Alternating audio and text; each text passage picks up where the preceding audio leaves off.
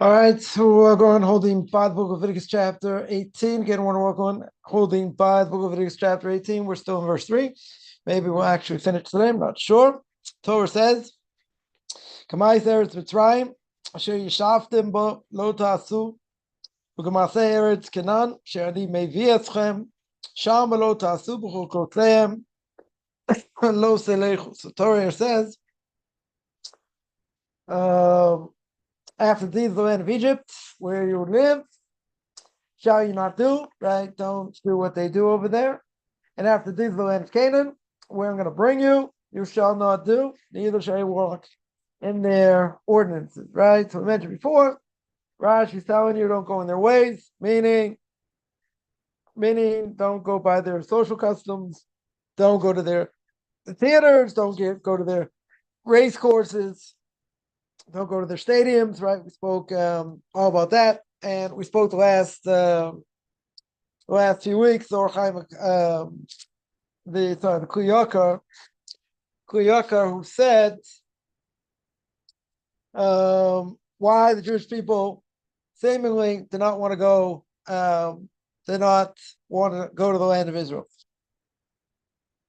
and why they wanted to stay in Egypt, right? So we got that the last number of weeks.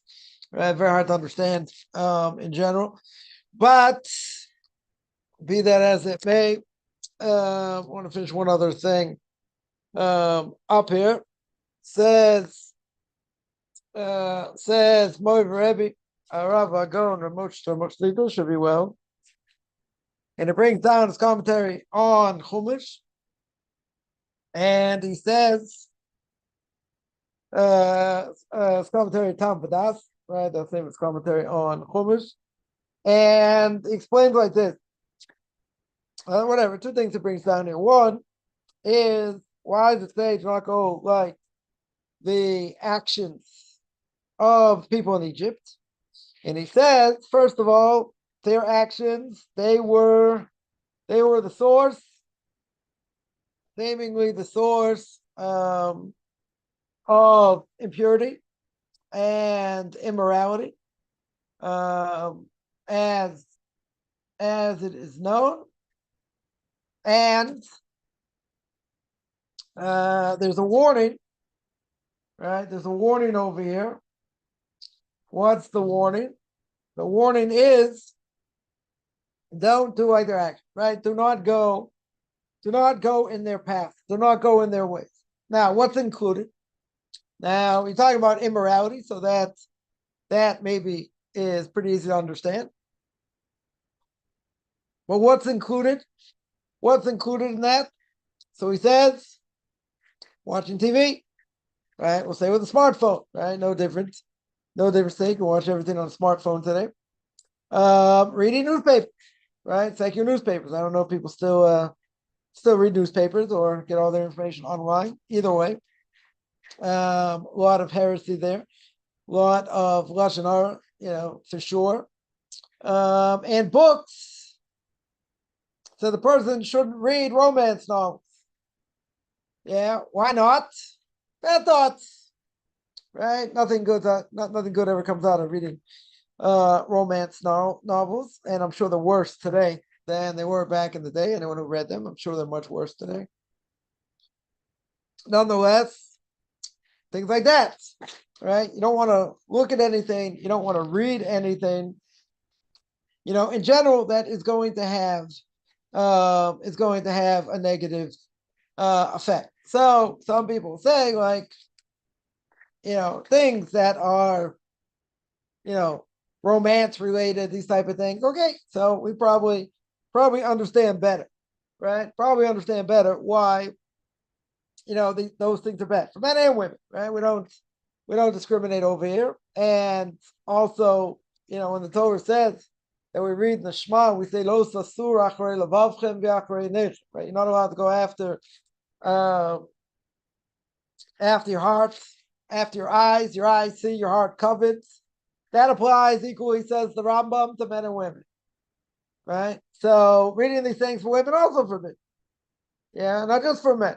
You might think, well, it's more obvious for men than for women, but doesn't matter. Yeah, for women also going to be,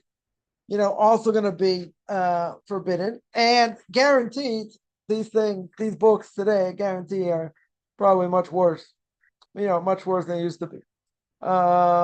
Just because of all the gender issues in other things. So you got a problem reading newspapers. Also, it could be immoral things, advertisements in newspapers, but most likely, most likely that's one problem, but there'll be another problem as well. And we mentioned this before, is basically, all the Lashon Hara listen to the news, right? If you listen to 5-10 minutes, newscast, or back in the day they had on for, say on TV for half an hour, right? Let's say within a half an hour, forget the commercials, and everything else. Every last line, most likely, no exaggeration, is all Lashon Hara. It's all Lashon Hara. Like I was saying, a lot of these newscasters aren't Jewish. They're not obligated not to speak Lashon Hara. Okay, but you're listening to it, right? If we'll be very generous here. If they were just saying what the news says, well, let's say better. So they're just saying what's going on. They're just giving over the news as is. Would we have an issue? Wouldn't have an issue, right? We certainly wouldn't have an issue. They're telling over the news, no commentary, right? Zero commentary. They're not putting in, what they think or what other people are saying about it, right? That's Lashon Hara. That most likely will be Lashon Hara, right? Because no one's not biased. They're going to knock someone else down, right? They're going to say, oh, the person said this, yeah, but they've lied before, and they said this, and they said that, right? It's all Lashon Hara, right? 40 prohibition, more than 30 prohibition in one shot. So you're going to say, but I didn't say the Lashon Hara. Doesn't matter. You're not allowed to listen to it, right? Now, even if you did listen to it, let's say the halacha is you can't believe it. You're not allowed to believe it, otherwise transgress prohibition of believing Lashon Hara. Very good. Yeah. If it's something you might have to guard yourself against, okay, that you're allowed to do. That 100% you're allowed to do, right? Still can't believe it 100%, but if it could affect you in a negative way, you're allowed to guard yourself against. Okay. But most things a person's going to hear, it's going to be Lashon Hara. Again, I would agree if all they're doing is just saying what happened. 20 people got killed, there was a bomb explosion, whatever. It was never, it's never exciting. It's never like invigorating. You further watch the news or here's the newscast, what happens? You get depressed. Why? Life is depressing. People die, people get injured. There are wars, there are famines, there are other things. Nothing's ever good, right? Every once in a while you'll get a story. It's like a feel-good story, okay. But you got, but before that, you got 20, 30, 50, 100 stories that are all depressing, right? All very depressing. Now, even if that wasn't a problem, what, if they're telling over the news and they're just giving information, then okay, so you're getting information, right? You're finding out what's going on today. You don't have to wait for the news. Everything's, instant, right? Everyone gets news, instantly, so you don't have to wait, right? But if it's about reporting the facts, forget about people lying and all that. It's another issue. But let's say they're just presenting the facts. So if they're presenting the facts, is there a problem? Technically, no. There wouldn't be a problem. Once they start adding things to it, right?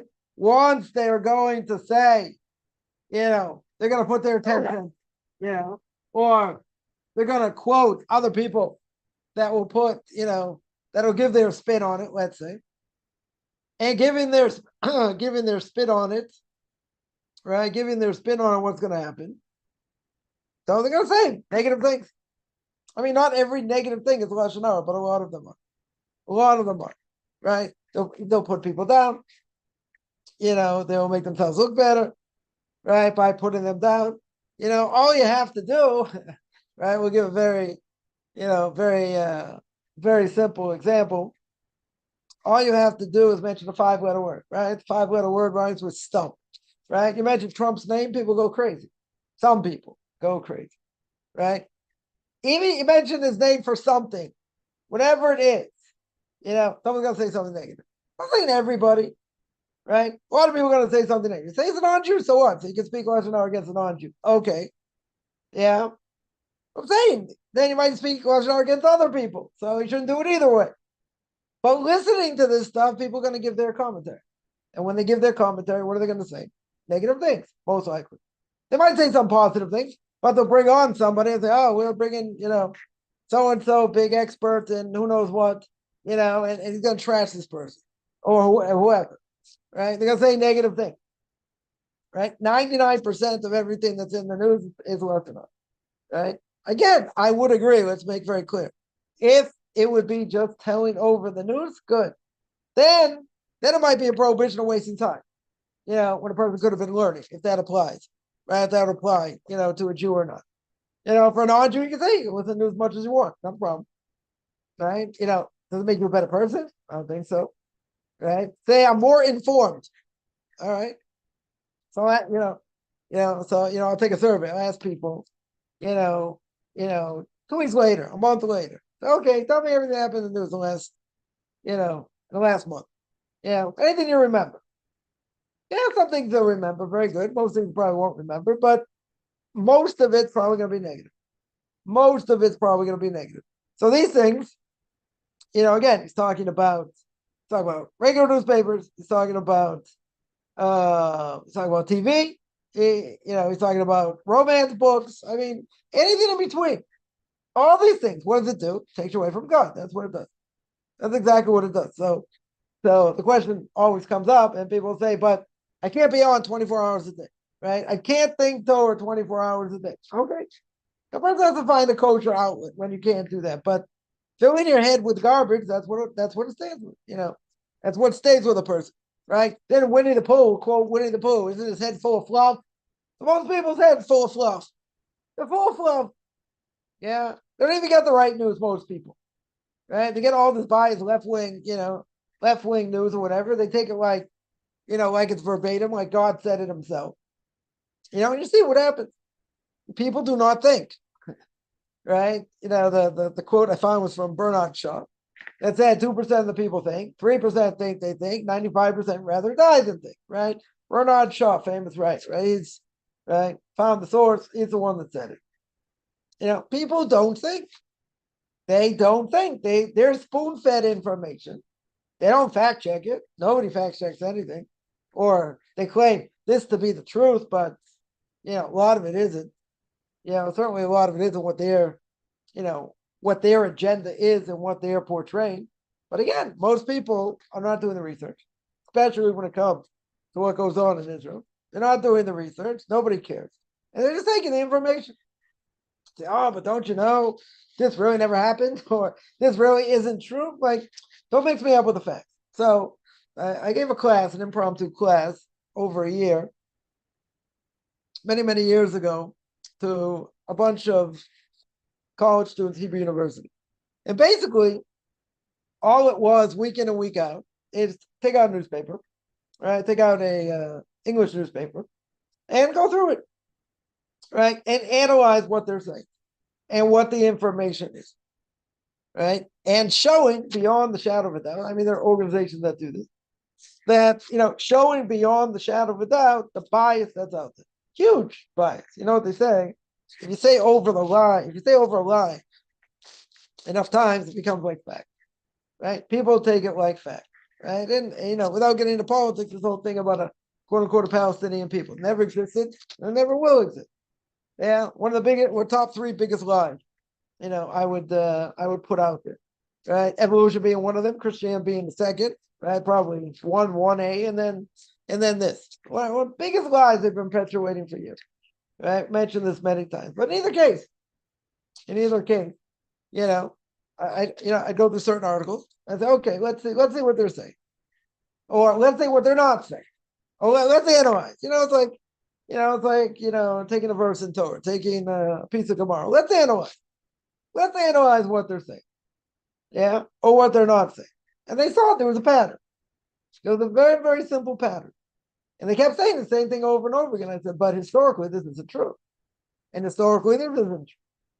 Right? And they're taking one thing out of context and trying to prove it this way, but it's not true. And they're like, they were flabbergasted. They said, like, how can it be? Aren't they supposed to be, giving over the news and portraying it the way it's supposed to be? Well, what is history? I studied history back in the day. What is history? History is his story, right? It's a person's own bias, the way they themselves see it. Now, they can back it up with statistics, potentially. They can back it up with other things, but again, things can be doctored. They can be taking things out of context. Many, it's not uncommon. Certainly, not uncommon, but there was, in this case, there's a very common thread. A very common thread, right? And what was the scenario? The scenario is we're conquerors. We took things that didn't belong to us, and we're harming them worse than anyone's ever harmed anyone in the world, right? And they, and they deserve to have what we stole from. Okay, right? So, in Genesis, mentioned this a few weeks back, right? Genesis, first verse of the Torah. Bereshit bara Elokim es hashamayim ve'es haaretz. God created the heaven and the earth. Comes along Rashi and says the name of Rebbe Yitzchak. Some say Rebbe Yitzchak was his father, so I want to give his father some honor. And the question was, why did the Torah start with creation? Why did it start with creation of the world? Why didn't the Torah start with Book of Exodus chapter 12? What's the Book of Exodus chapter 12? The first mitzvah. What was the first mitzvah in the Torah?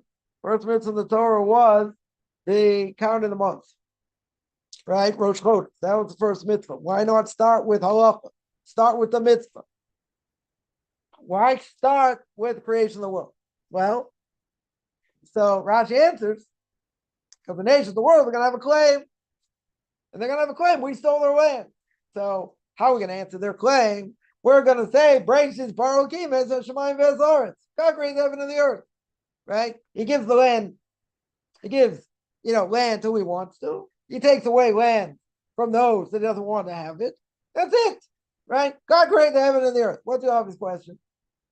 You're going to tell that to, you tell that to a secular person, right? Secular non-Jew, I'd say. Yeah, you tell it to a secular non-Jew. They're going to say, but I hold to the Bible. What do I care what the Bible says?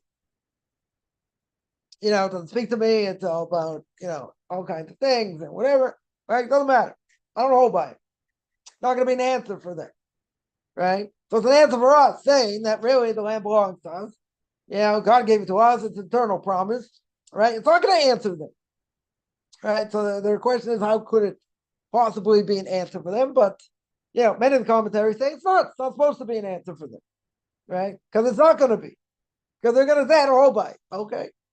So they don't hold by it. Very good. So that's not going to answer anything. Right? It's more to strengthen us to say that God gave the Torah to us and he gave the land to us. And if we don't deserve it, he'll take us out. Right? He'll throw us out. But God makes very clear. God makes very clear the Torah itself. Very, very clear. Now they know that. Right? The Muslims know that. Yeah. Okay. So they're some of the biggest liars in the world. Yeah. And they have their own narrative. Very good. Very good. But the whole thing's a crock. The whole thing is a crock. Yeah. So what's the point? So the point is they're making this claim. And we're colonizers and we stole their land. But if you look at history, we bought, the land we bought legally.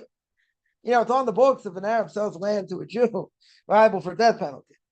Yeah, because they know what the truth is.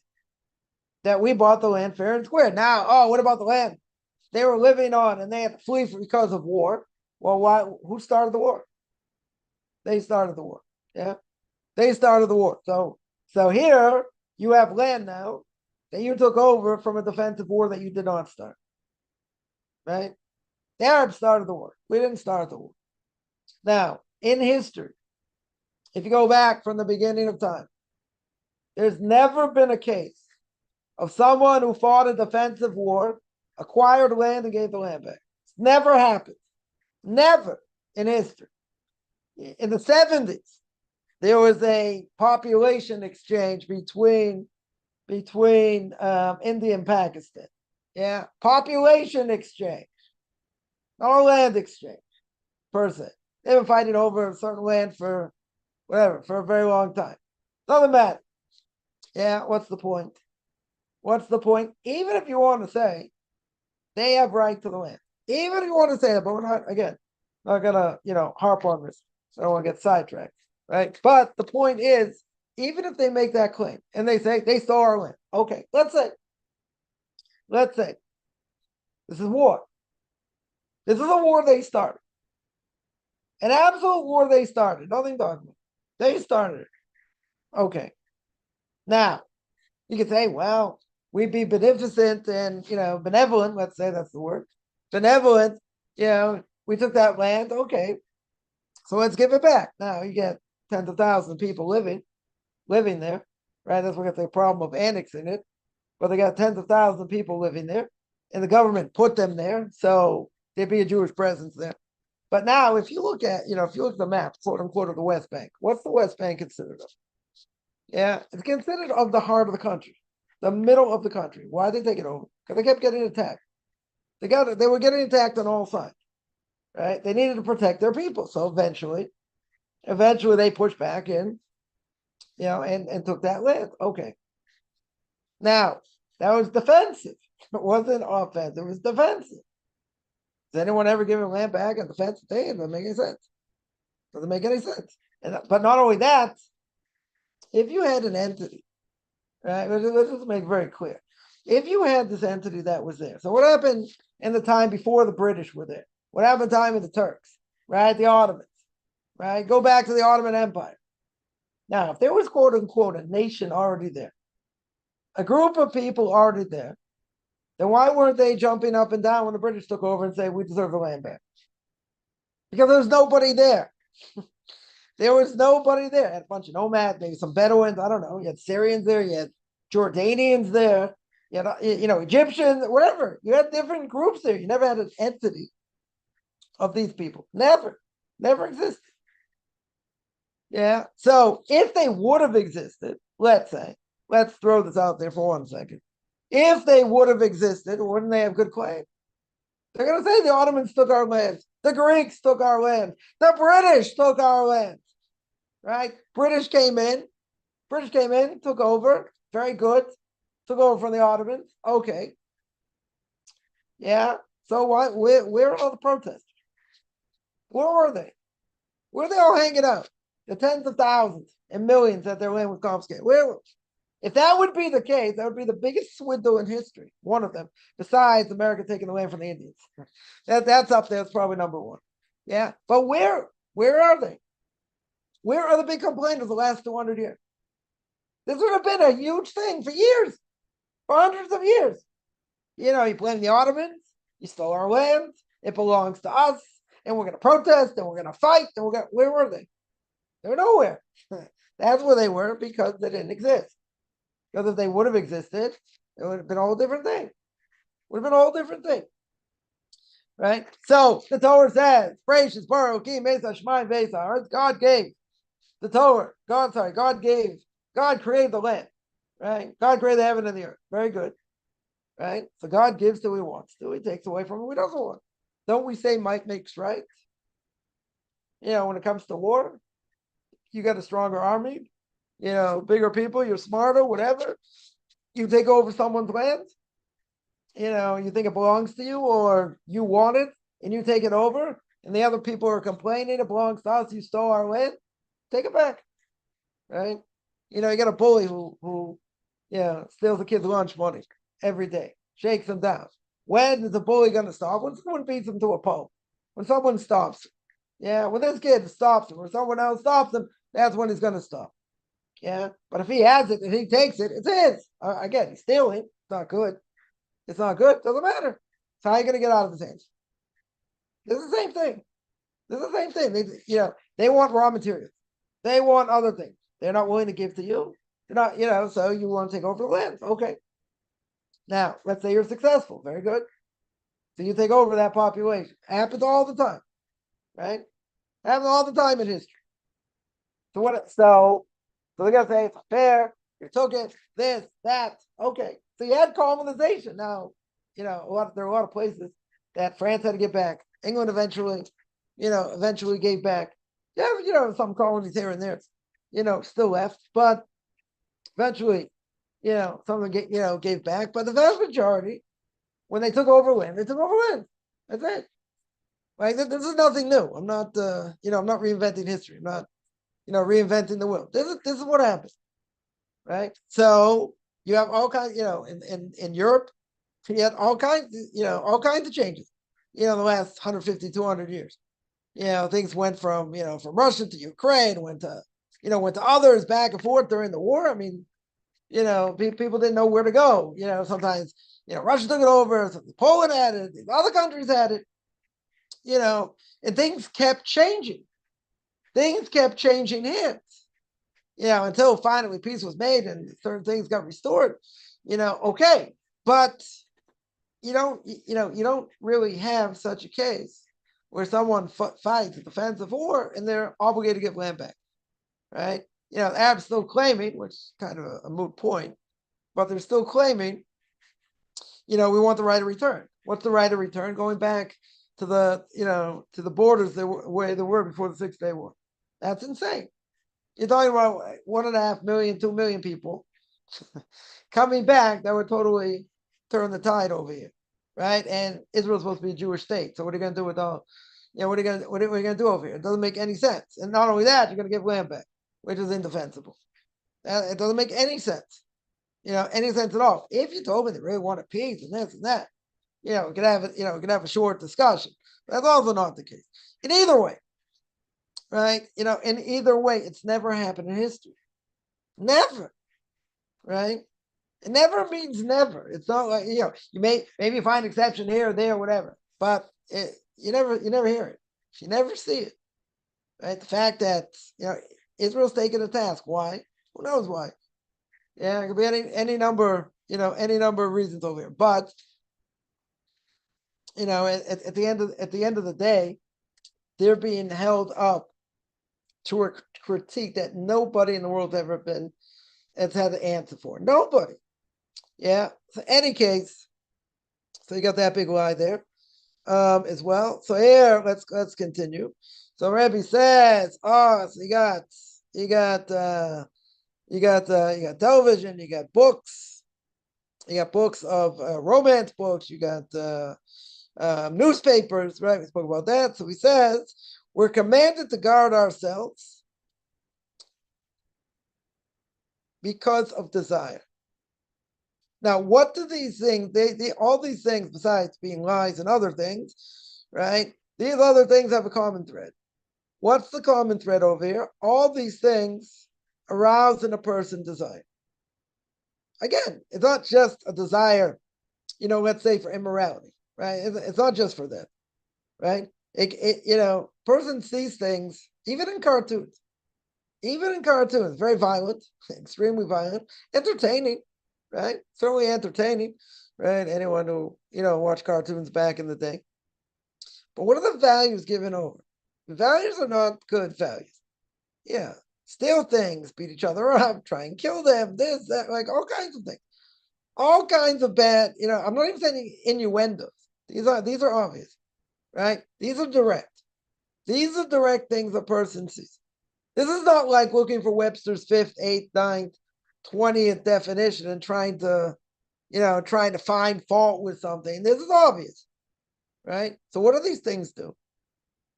The Rebbe here says, we're commanded to guard ourselves against desire. These things bring about desire in a person, right? And he's telling you bad desires, right? Not, immorality, lying, cheating, stealing, all kinds of things. All kinds of things that can have a negative effect. So then he says, what does the Torah tell me? The Torah says, it says, don't go in the ways of the Egyptians, like the ways of the Egyptians that you dwelt there. Why does it add that you dwelt there? So he says, it's added there for what reason? But the fact that you were in Egypt and you yourselves, your forefathers saw the impurity that was there, and they dwelt there. What was the idea? What did they want? What do the Egyptians want? Well, they're afraid Jewish people are going to multiply like no tomorrow, and if they multiply like no tomorrow, they're going to fight against them, right? They're going to try and take over them, right? So their goal was that we should be steeped in their immorality. Yeah, as much as they wanted to work as hard and this and that. The point of actually being there was that we should be so disgusted by the immorality and by all the disgusting things there that we should stay away from it like the plague. Yeah. So he says, that's why it says that where you dwelt in Egypt, very good, in a disgusting place that should make your blood curdle. It was so disgusting, right? So the goal is to stay away from all this immorality, from all the terrible things that it brings with it. So too, he says, when we see the actions of the Canaanites, right, people in the land of Canaan, he says their qualities, their character traits were so disgusting. They lived a ownerless life, right? A hefker life. Hefker means to be ownerless. Yeah. And it's enough to say, don't go in their ways. So what's it telling you over here? Character traits are everything. Derech Eretz Kidma L'Toyer. Derech Eretz literally means the way of the land, but when we look at Derech Eretz, it means character traits. Why do character traits come before the giving of the Torah? You're going to say giving the Torah came first. Yeah, but if a person, let's say, learns Torah and they have bad character traits, that means that the Torah that they're learning is not worth it. Now, let's clarify that statement. It means like this. If a person, the goal of Torah is to change a person. That's the goal, right? We're supposed to think differently. We're supposed to look differently. We're supposed to eat differently. But the most important thing of all this is how we act. Now, the Jewish people, we say, Kol Yisrael Ravim was that all Jews are intertwined. Being intertwined means there's collective punishment. Someone will say if a Jew does something wrong, Jew lives in Brooklyn, lives in Brooklyn, let's say. He does something wrong. Now, if he's a secular Jew, still all Jews get blamed. If he's a religious Jew, it makes it even worse. Why? Because a religious Jew is supposed to know better. He's supposed to follow Torah mitzvahs. He's supposed to be close to God. He's supposed to work hard. He's not supposed to steal or do these other things. Now you tell me, but aren't people human? Don't we make mistakes? Everybody makes mistakes, right? No one's been in the land, King Solomon says. No one's been in the land that hasn't sinned. But the Gemara says only a handful of people. There are only a handful of people who died, and they were truly righteous, only died because of the sin of the snake, right? Sin of Adam and Eve. But everybody else done something. They've done something in the world to sin, right? So, by non-Jews, you don't see this. You don't see collective punishment. Imagine, an Italian in Brooklyn does something wrong. Say, we're going to burn down Italy, right? I'm going to take the flag, going to burn it, right? No more cannoli, right? No more spaghetti, no more pasta. You don't hear that. I mean, they may say other things about this person, but okay. You're not going to have protests in the streets? Certainly not. I mean, if it would happen, it'd be shocking. Be absolutely shocking, right? We see it by Jews. No matter what a Jew does, no matter where they are, there's what do you call it? There's payback collective. Yeah, you don't see that by any other group. If even a secular person, right? Let's say they look Jewish. They're on the road, they cut someone off. They're in a rush, whatever. They weren't paying attention, whatever. They end up cutting somebody off on the road. Okay. That, if the other person they cut off knows that they're a Jew or they look like a Jew, all the epithets going to come up. They're all going to come up. Now, you can say maybe by other ethnic groups, same thing. Okay. But again, no group has been penalized, has been, disgraced, put down more than Jewish people. Right? So, obviously we got to do a better job. I don't think there's any question. Right? But again, you got to ask, you have to ask the question, and that is, why collective?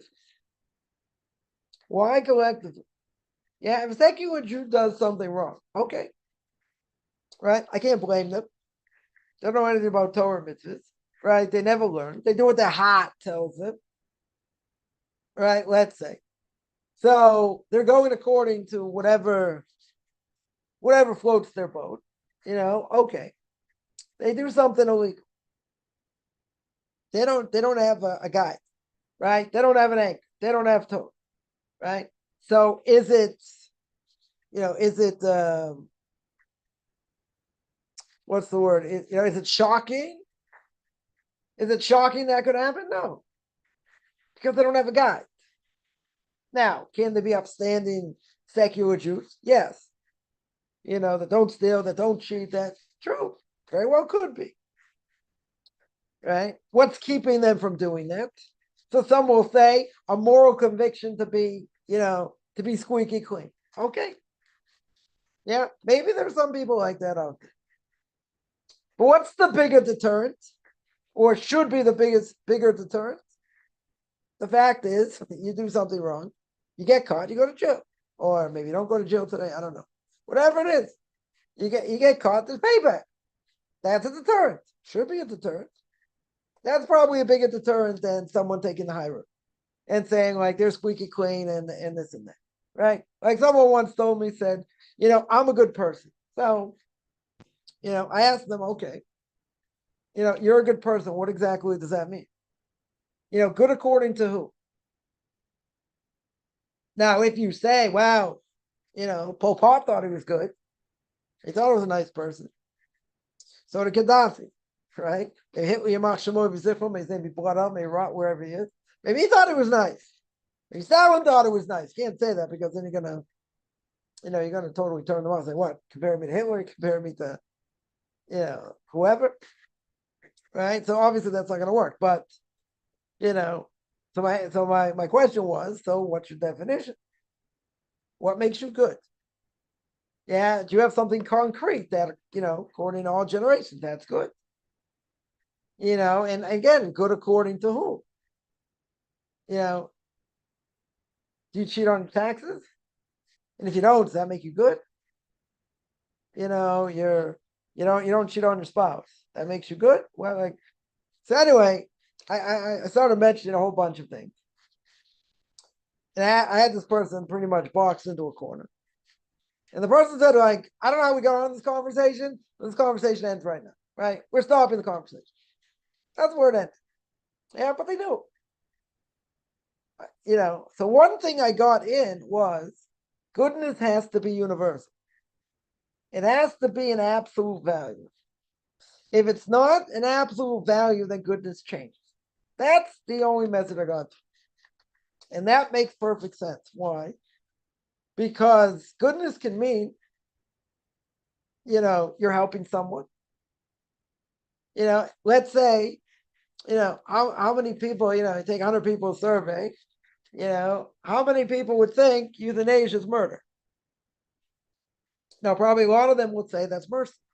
It's not murder. They're in pain. They're suffering. Right? Someone told me I went to a mourner's house. They tell me, our father was suffering, tremendously suffering. So we cut off his pacemaker. Had a pacemaker, they cut off his pacemaker. Now, if you cut off someone's pacemaker, what happens? They die. That's what's going to happen. Right? Now, I asked the doctor, I said, was this person going to die anyway? They said yes. They were dying. Very clear they were dying. Okay. So I said, Or so I asked if they were dying, did cutting off the pacemaker kill them quicker? And they said yes. Meaning they could have died in 8 hours. They cut off the pacemaker, they died in 4. Now, if you hasten someone's death, I spoke about this last week in my Q&A about end-of-life issues. In general, if you hasten a person's death, in general, you kill them. That's murder. Doesn't matter. Doesn't matter how you do it, right? We look at it as murder. Now, some people, I'm not going to say everybody is going to say this, but I think a lot of people will, and that is, like this person said, we could not bear to see our father suffer. Now, again, I'm not asking anyone to go through this. Yeah, end of life issues, very hard. Very, very hard. But at the same time, without reaction what we spoke about last week, right? At the end of the day, that's not showing them mercy. At the end of the day, you're killing them. Now, they're not going to admit that. They'll never admit that. They'll say, what do you mean? Why is that murder? We are trying to help them from not suffering. We want to ease the pain. We want to ease the suffering. Very good. I'm all for it. Yeah. But what gives the person the right to decide that they're going to take the person's life? Now, that's what they're doing. That's clear-cut murder. Yeah, it doesn't matter how you do it. You pull out their trach when it's forbidden to pull out. You suffocate them. You give them extra morphine. They die from that. They're numb by the pain. Now, obviously, they know how much morphine to give.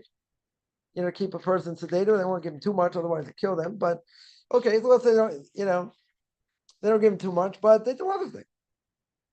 Right? That's not mercy in it. They'll look at it as mercy. Yeah, we look at it as murder.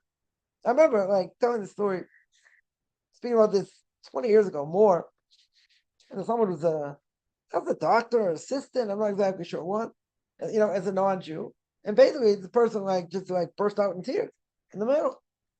And he said, I've been, helping people die illegally, whatever, against Torah for years. Killing people, literally killing them. By a non-Jew, it's also murder. Right? So if that is, if that is the case, if that's the case, then, then that's a problem. That's a serious problem. So what's my point? So my point is, people will say that that's showing mercy. That's one of the ultimate things in showing mercy. Now, the definition of good now just went out the window. Why did it go out the window? Why did it go out the window? Very simply. Yeah, because goodness over here is not universal. It's not absolute. It changes with time. When things change with time, what today, what 50 years ago, would have been absolutely absurd and forbidden and this and that, today becomes a mitzvah. What all of a sudden changed? How did things change where this thing now manifests itself and people are going to say it's okay? Right? It's not a problem. Right? We'll give an example. Right? I'll be careful here because I don't want to get this. I'm recording other ways also. But okay. Yeah, I want to get banned from YouTube over here. But back in the day, people were homosexuals. So they weren't prancing around being homosexuals under the table, under the carpet. Yeah. Some people openly, okay. But where do you see 30 years later, 40 years later, people in the streets, proud of it, showing it? Yeah, where do you see that? You don't see, 20 years ago, you never saw that. 40 years ago, you never saw that. You never heard about these things. Didn't mean they didn't exist. Oh, they definitely existed. Yeah. But the more was pushed under the carpet. No one really spoke about outright. right? Today, everything, everything's outright. So that's worse, right? That is 10 times worse. So what changed? How did all of a sudden society change to say not only are we going to accept it, not only are we going to ram it down everybody's throat, to say that who knows if you're in the right body or not, we'll keep this clean, keep this PG-13. But not only that, we're going to show and we're going to ram it down everybody's throat because people are going to protest and this and that. People sorry, not protests, they're going to have these parades, and all that. Now imagine the mafia started having these parades for murder, racketeering, prostitution, I don't know. So they go have their parades. Pedophiles, they have their parades. People commit adultery, they have their parades. Wife beaters, they have their parades. When you see such a thing, you don't see such a thing, right? It'd be absurd to see such a thing. Why isn't this absurd? Why? Okay, people want to do it, let them do it. Their choice. Torah says it's forbidden. Okay, but it's their choice. 100% it's their choice. But now, you're going to put it so much in the public eye, and you're going to ram it down everybody's throat and say, this is the norm. We are going to make this the norm. Where do you see such a thing? Right? In other words, is that goodness? Is that how we're going to define it? So where did it change? Where all of a sudden, we never heard about this stuff, or it was under the carpet or whatever. All of a sudden, years later, it comes out like no tomorrow. Now, some people are not shocked by this. Some people said, yeah, 20 years ago, 30 years ago, I would have predicted this. Yeah, or I did predict this, that it was going to get much worse. No one would have imagined. I don't think so many people would have imagined. If they got it right, good. So they saw the future. Okay. Right? But today, back in the day, 20 years ago, even when I was growing up back in the day, however many years ago, years ago that was, it's going to go exponentially. And this is what it's going to lead to. Not, again, is it shocking? I don't know if it should be shocking, right? I'm not sure it should be like, so shocking. It could be. This is the end result of all these things that happened. Okay. But what changed?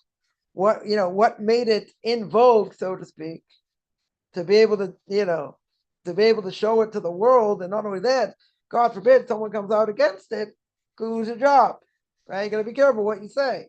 Censorship. I believe in God. I believe what the Torah says. The Torah says that's forbidden. Yeah. You want me to say that's okay? I can't say that. It's against my religion to say. So I ask somebody this question. I said, what happens to separation of church and state? What happens? He said, it doesn't matter. Doesn't matter. You come out against it, and this is a common question that comes up. Someone gets married, let's say people they work with, same-sex marriage or who knows what. Yeah, you can't say anything negative. Can't say anything negative. And potentially, if you do, cool, you should drop. So whatever. This is the whole question. Obama back in the day, right? Was the one thing he did. Made these things legal. Made these marriages legal. According to the Supreme Court, they're legal. Now there's a medrash, a very, very scary medrash. And the medrash says any nation that sanctions same-sex marriages with a binding agreement, with a marriage document, a ksuva, as we would call it, a marriage document, a binding document between a man and a woman. So, okay, this is not a man and a woman. Okay. What does the medrash say? The medrash says any nation that sanctions that nation ain't lo kiyum. What does ain't lo kiyum mean? Will not exist.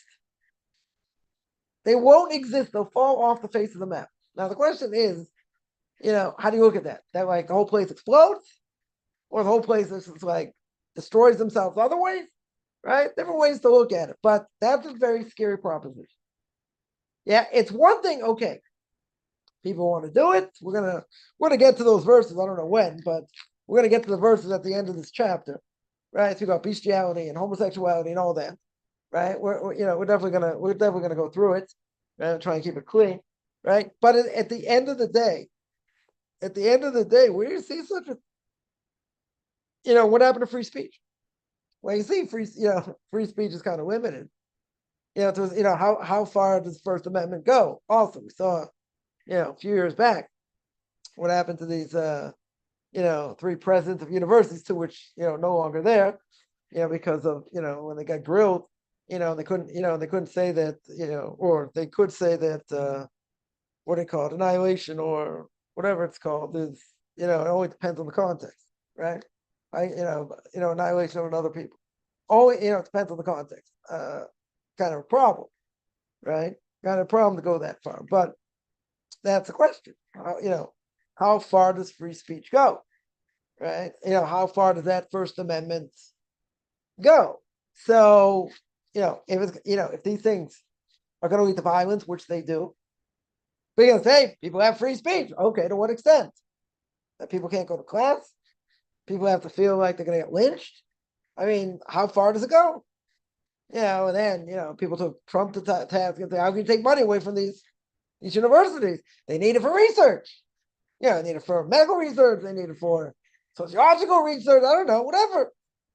How can you take money against, from these places? Where are they going to get money from? How are they going to be able to do research? All these people will be out of jobs, right? It's unfair. Okay. Right? Without getting into constitutional law, so I'm certainly not an expert at, no question. I didn't play one on TV. But at the end of the day, how far does that go? Right? People go to that university paying tens of thousands, hundreds of thousands of dollars, and they have to have police protection. You're telling me free speech allows thugs to like beat them up and give them all kinds of problems for something they don't even know anything about? Is that how far it goes? Well, guess what? People took stock of what was going on when he said, okay, we're freezing his money. We're going to freeze tens of millions of dollars. You can say whatever you want about him. I don't, he's flawed as a person. There's no question. Yeah, that got people take notice. When you're losing $400 million, of government money, I think, and people are up in arms. People in the schools are up in arms. You have no right to do that. Oh yeah, so what if other populations in school didn't feel they had protection? Would you say the same thing? Yeah. If it was anybody else, I don't know if people would say the same thing or not, right? But anyway, it's a theoretical question, right? How far does that go? But he got their attention. 100% he got their attention. He took hundreds of millions of dollars away, right? Froze it. That'll get someone's attention. Yeah. He doesn't play by the book. He calls the way he sees it. Say whatever you want about her. Okay. Yeah. And that's what he did. Say, what about freedom of speech? Right? What about First Amendment? Yeah. What about that? Right? But how far does free speech go? Well, it depends on the context. If it's going to lead to violence, which this will, right? This 100% will lead to violence. Then how could you say, free speech is okay? And that's protected. How in the world is that protected? Whatever, it's a tricky thing. You want to have free speech. You want people, even people you disagree with. Okay. Yeah. So someone makes a comment. President Penn makes a comment that, have this person very anti-Jewish, very anti-other things, but we gave him a pulpit to speak. Well, does that go against what you believe in? It says, yes, but freedom of speech is, whatever, is extremely important. To what extent? And it's going to lead to violence, it's going to lead to other things. You're going to bring Holocaust deniers in. You're going to give them a pulpit. You're going to call it free speech. Holocaust never existed. We draw the line. Where in the world do you draw the line? Right? That's not even the point. Yeah. So goodness, definition can change. It can change in decades. It can change in a matter of years. It can change in months. Why? Because the mores have changed. The left puts out all these ideas, infiltrated all kinds of places, and these ideas spread. Yeah, that's what happens. Essentially, that's what happens. How does it happen? How does it transform? I don't know. I'm not, I'm certainly not, an expert in this, but things, if you're going to say, and this is really the point, right? If you're going to say things change, yeah, and that's, goodness is a relative thing. That's what makes morality relative. We don't hold the moral relativism because things change. Why do they change? There be any number of reasons why. I'm not even saying good reasons. You know, things can change over time. Where, maybe 30 years ago, 50 years ago, euthanasia not in vogue so much. Maybe a little bit. I don't know exactly what the stats are, right? But that's a whole different thing. And then 50 years later, I remember, growing up, you have self-assisted suicide, right? And the whole thing with Kevorkian, and what he did. Yeah. Do you prosecute him? You don't prosecute him. Really, it's euthanasia. They want to die. They themselves want to die. So you do it. You have them push a button. They put in the poison. They do it themselves. He's not the one doing it. If he's the one doing it, maybe it's murder, right? Or it should be murder. Yeah. You convict him. You don't convict him. What do you do with him? Okay. These were questions.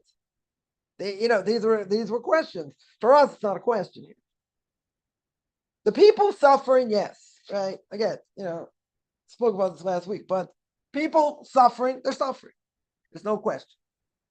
If they choose not to take certain, medicine, or like, someone I knew of that was,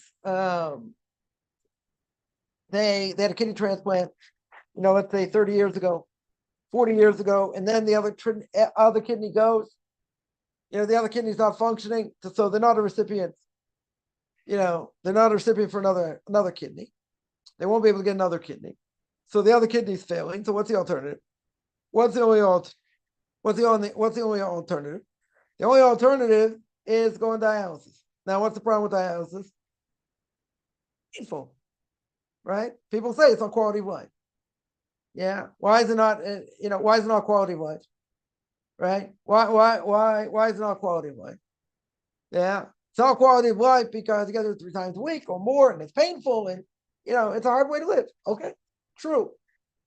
Now the question becomes, even if that's true, as we mentioned last week, even if that is true, what is going to happen to the person if they don't? Yeah, if they don't go on dialysis, what is going to happen to them? They are going to die. That's what's going to happen.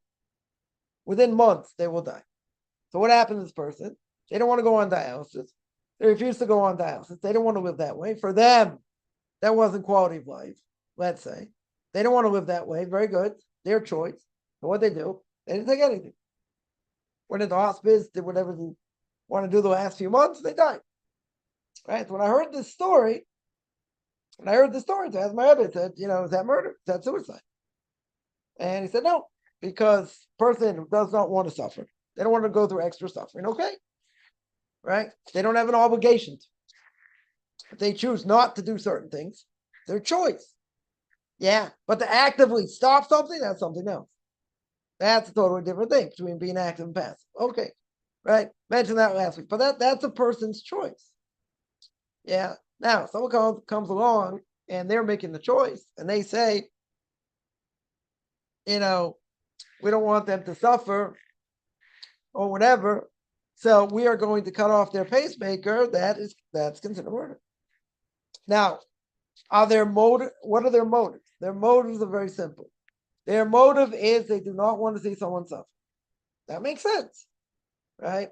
The Torah is all about people shouldn't suffer. Okay. It's a whole different thing to say, quality of life or goodness means what I think it means. So you can't do something active. Passive, you could. Okay. Right? But in this case, this person says, heard it with my own ears, right? Fact is always greater than fiction, we say. So somebody says, we couldn't see our father suffer. I get it. It's painful. Nobody wants to see a loved one suffer. Nobody. Unless they hate them. Right? Okay. But nobody wants to see anyone suffer. Very good. I understand. But does that give them the right to pull the plug on them? Does that give them the right to, cut off the pacemaker?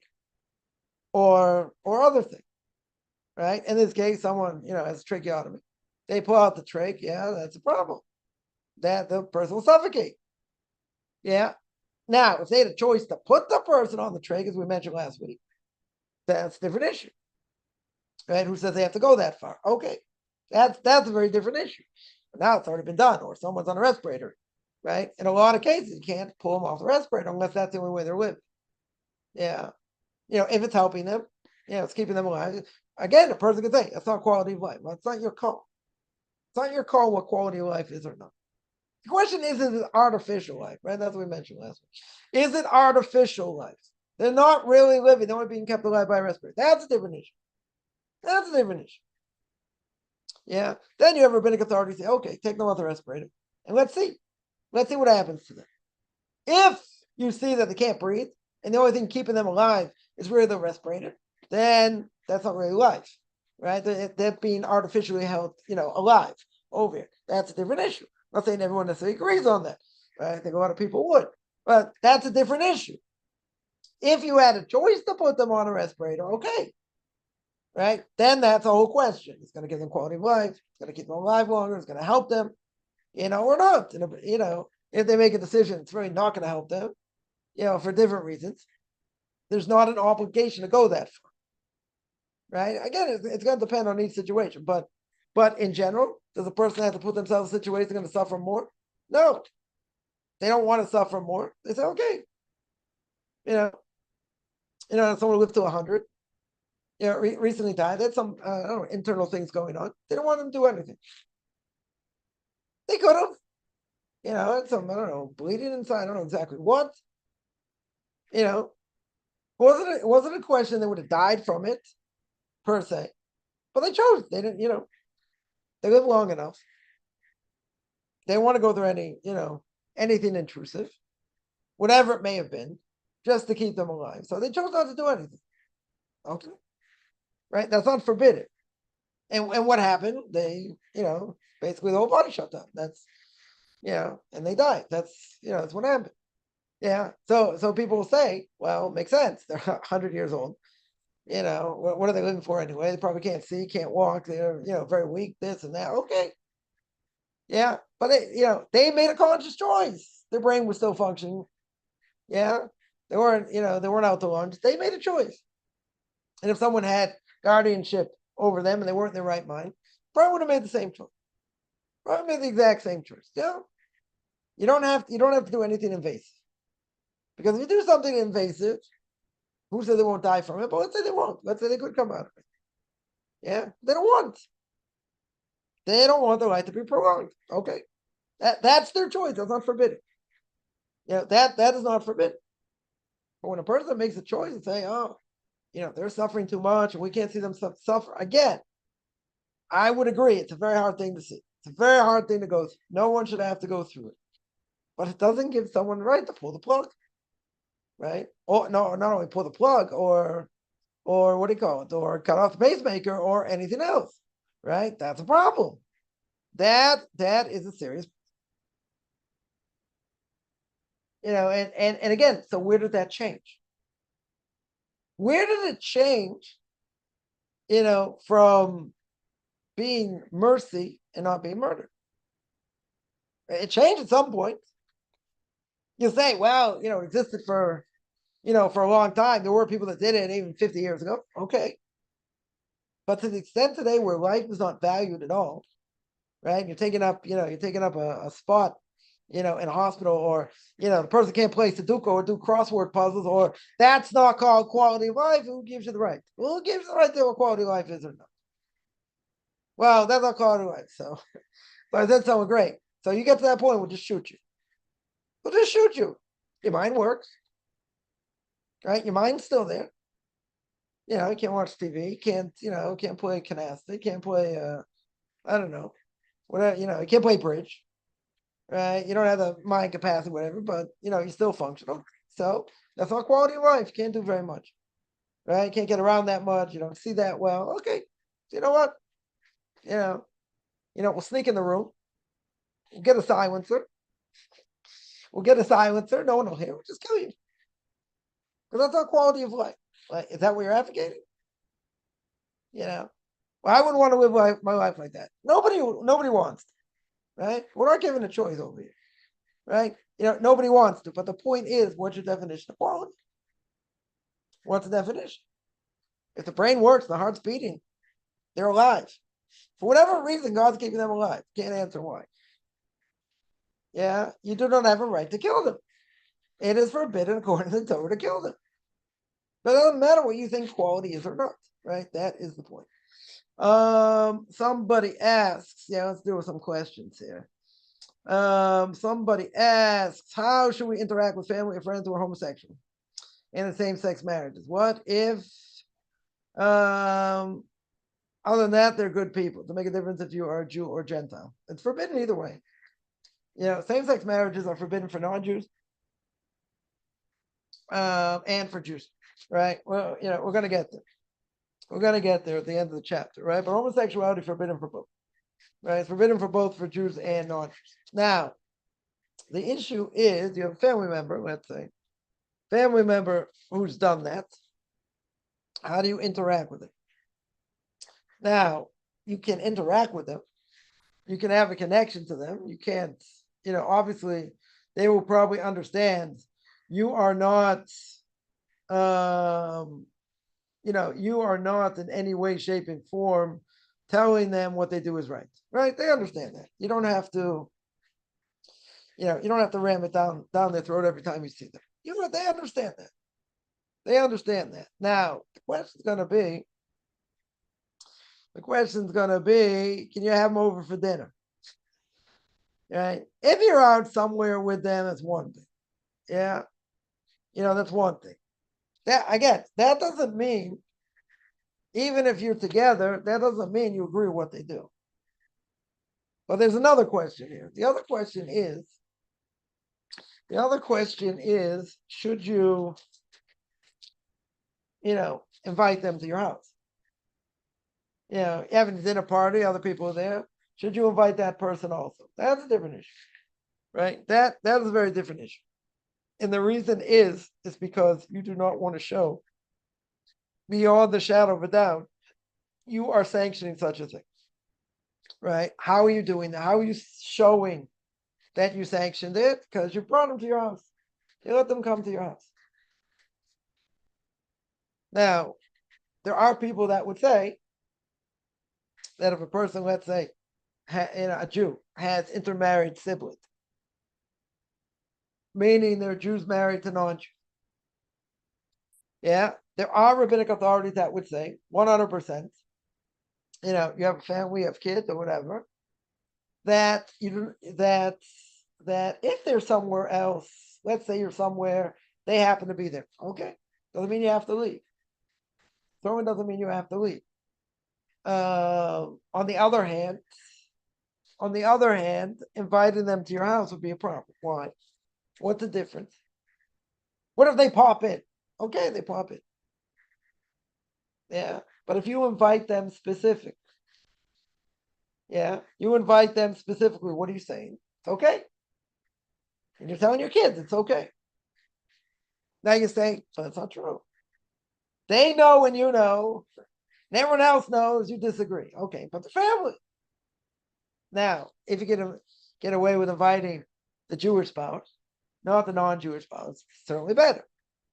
Now, wouldn't the non-Jewish spouse get offended? Probably the Jewish spouse will get offended. You have to include this person also. Yeah, that's what they'll tell you.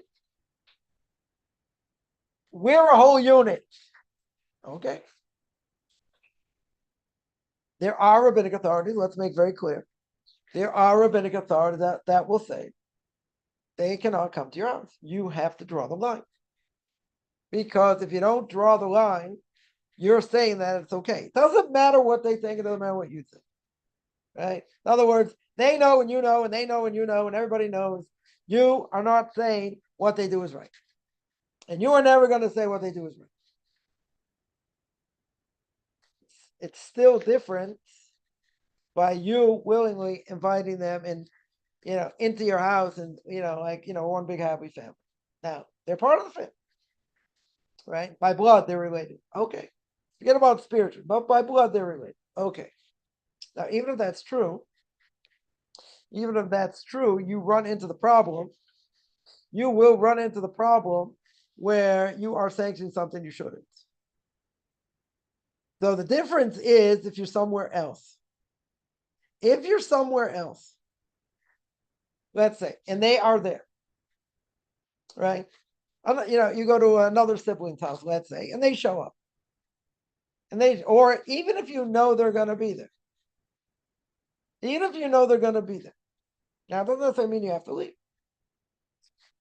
So some rabbinic authorities will say, if they show up somewhere you happen to be there, you don't have to leave.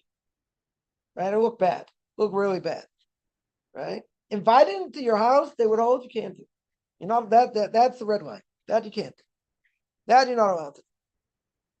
Now, others would say, but if you don't do that, then they're going to hate Judaism more. Right? In other words, you're going to put a strong wedge between them that they'll always hate Judaism. I'm talking about the Jew, not necessarily the non-Jew. Why? Because it's discriminatory. What do you have against my spouse? They never did anything wrong, right? They didn't do anything wrong. On the other hand, you're the one that did something wrong. So you got to take responsibility, right? You have someone who's intermarried, and they say, my family's my family. Okay.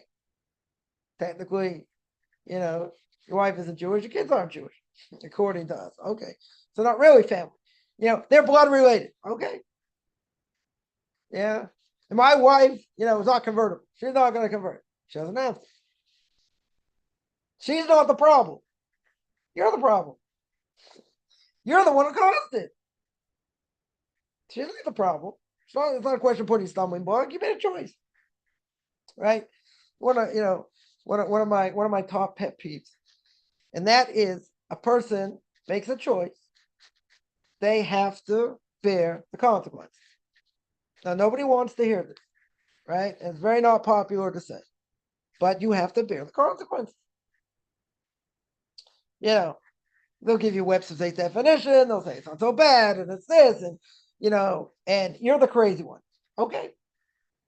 But remember, didn't Haman say the same thing? Book of Esther. He had power, he had money, he had fame, he had everything going for him. Second in command to the king. He and the king are two peas in a pod. Yeah. One Jew will not bow down. What does Haman do? Haman gets so enraged, he says, not only am I going to kill you, but I'm going to kill your entire people. Now think about it. This guy's a egomaniac, tremendous egomaniac. He walks around, wherever room he walks into, everyone's going to bow on the floor. Right? Some say it was like idolatry. It wasn't like idolatry. Doesn't matter. Right? Everyone bows. Not everyone liked him for that reason also. But okay. So he's got everything going for him. He's got everything going for him. Consolidated power, tremendous amount of money, wealth, fame. He's got everything. One old Jew refuses to bow. And he goes out of his mind. Why does he go out of his mind? He goes out of his mind because he knows what the truth is. Right? And this elderly Jew, Mordecai, reminds him, you were a slave. Right? You started as a barber for 22 years. Right? Reminds him of his beginnings. Not so rich beginnings. And everything else. He knows who he is. He knows exactly who he is. So that burns inside because he knows the truth. So let's say you get someone's intermarried. And there's a sibling there, whatever, that won't really have that much to do with, his spouse and whatever. Right? And they'll say, but you're the one who changed. You're the one who's done it. You're the one who's done that. Why is it bothered? Everybody in the mother says, oh, such a beautiful person, such a pure soul. God, you raised your kids, this, that, like the Tzedekis of the door. Right? The most righteous of the generation. So why does it bother them? Yeah, and someone would say, So we'll work on our relationship, but then with family afterward. Like, if person works, they have colleagues, right? All the families are involved? No. You have a relationship without, right? Without family? Of course. That's how it works. Maybe you get closer, then, families come into it. Okay. But most people, when they work, families are out of it. Usually. Yeah, you have a working relationship with the person themselves, not with the family. You're not married to the family. I mean, unless you are, but you're not married to the family. You have no connection to the family. Right? So someone tells somebody, what, you don't have a relationship outside your family? Like, it's kind of strange. Maybe it's a psychologist, speak to someone. That's weird. Right? You are your family, you're not an individual. I mean, it's a psychologist's dream. Right? Bringing the whole family into it. What does the family have to do with anything? Family has nothing to do with it. Right? You have relationships outside your family. People have relationships outside their family. That's the way it works. Maybe you have more, maybe you have less, doesn't matter. You have a relationship without other people. I mean, without your family, with other people. What does this person say? This person comes back and says, no, you don't understand. Like, you're telling me my family's not worth spit. My family's not worth anything. This is my life. I live with my family. Good. There are people who live for their family. Good. I mean, there are people that have good family values. Okay. So you just totally dissed my whole family. Okay. Right? It's painful. I understand why someone would be in pain. But what's the answer? What's the answer over here? It's one very simple answer. And the simple answer is, why is this person getting so upset?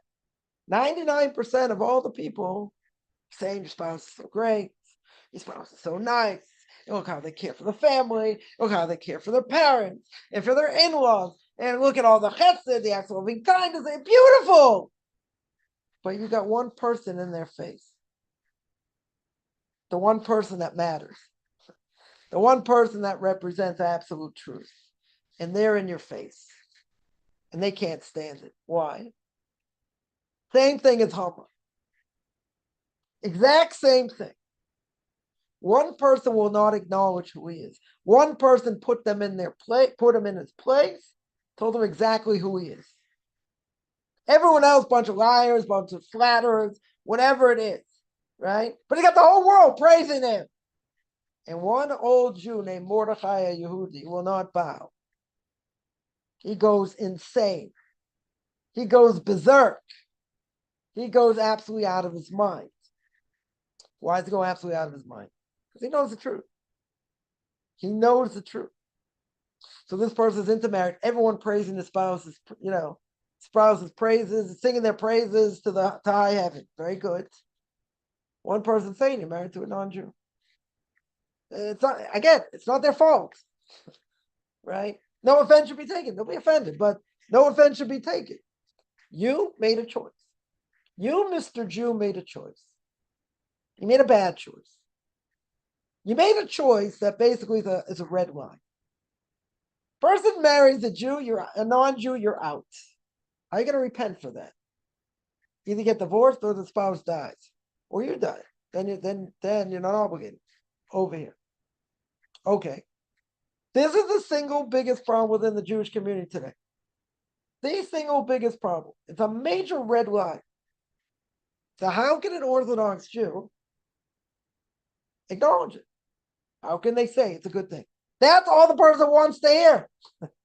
That's what they want to hear. They want to hear you, of all people, say it's a good thing. And guess what? That's the last thing you'll do. You can't say, listen, it's no offense. It's not a personal thing. Jews not marry non-Jews. Forbidden.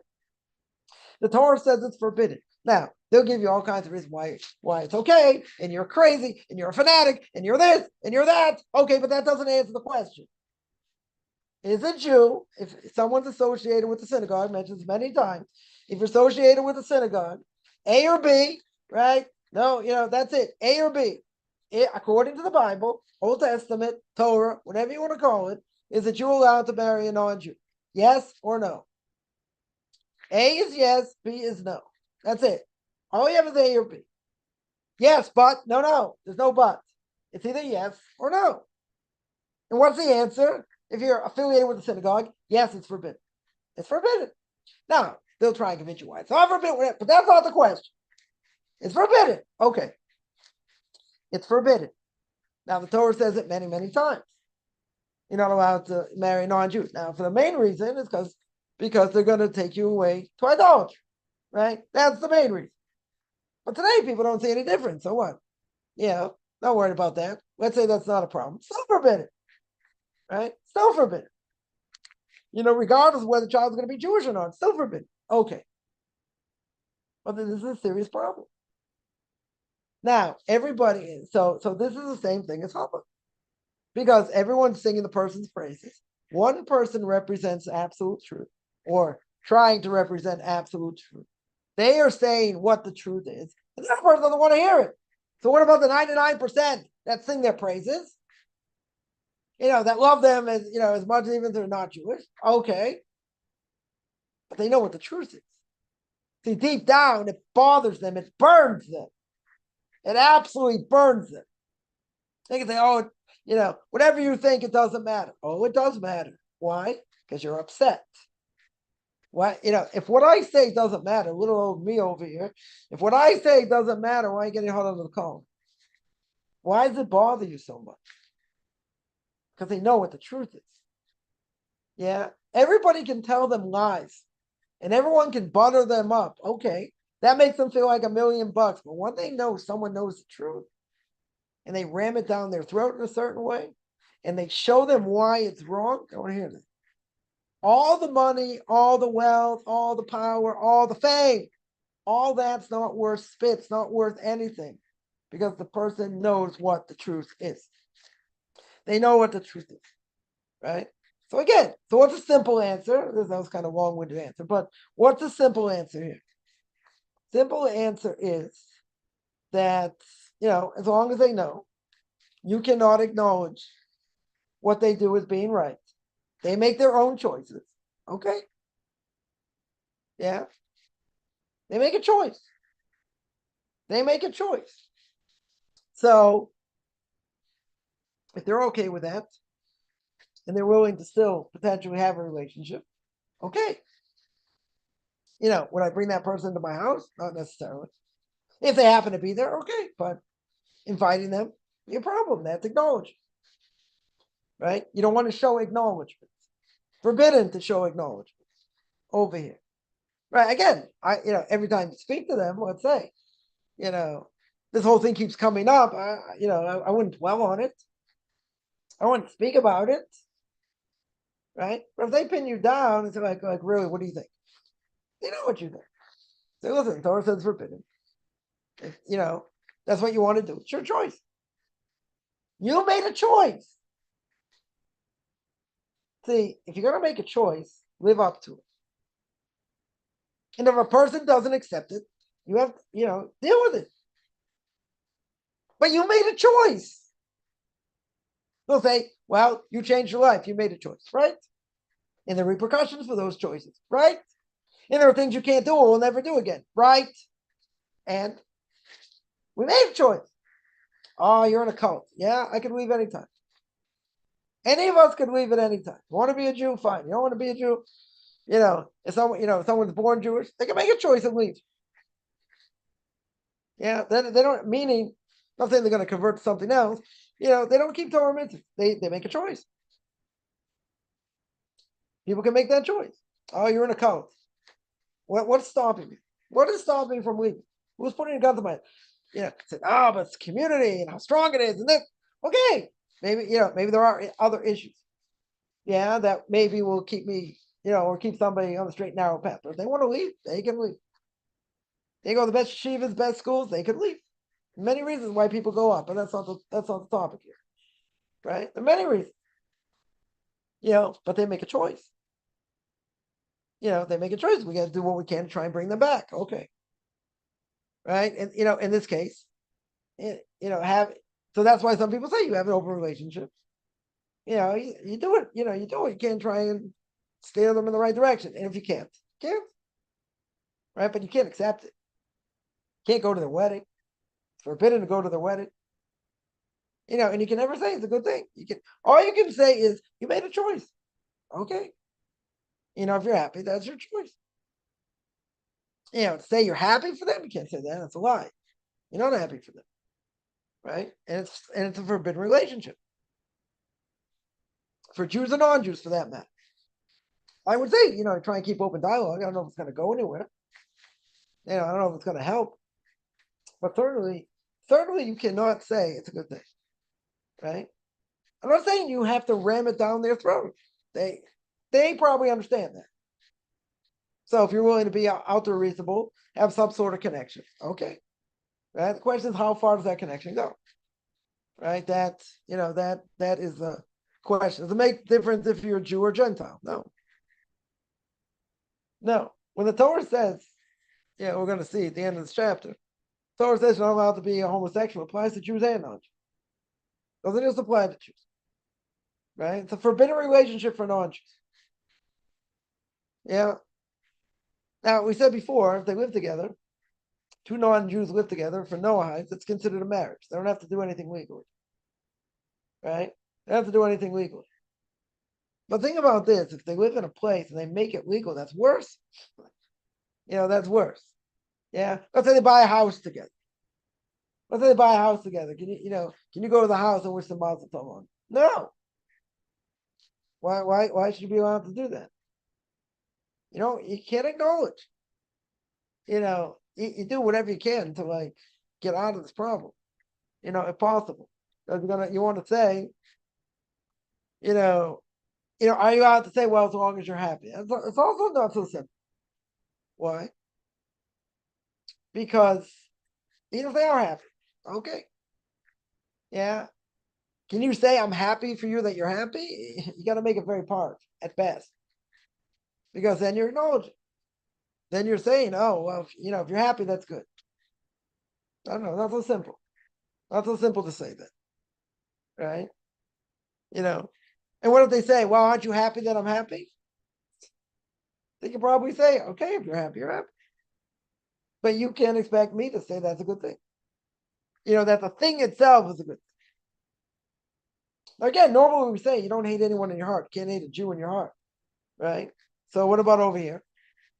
Massive transgression, just as bad as desecrating Shabbos, death penalty.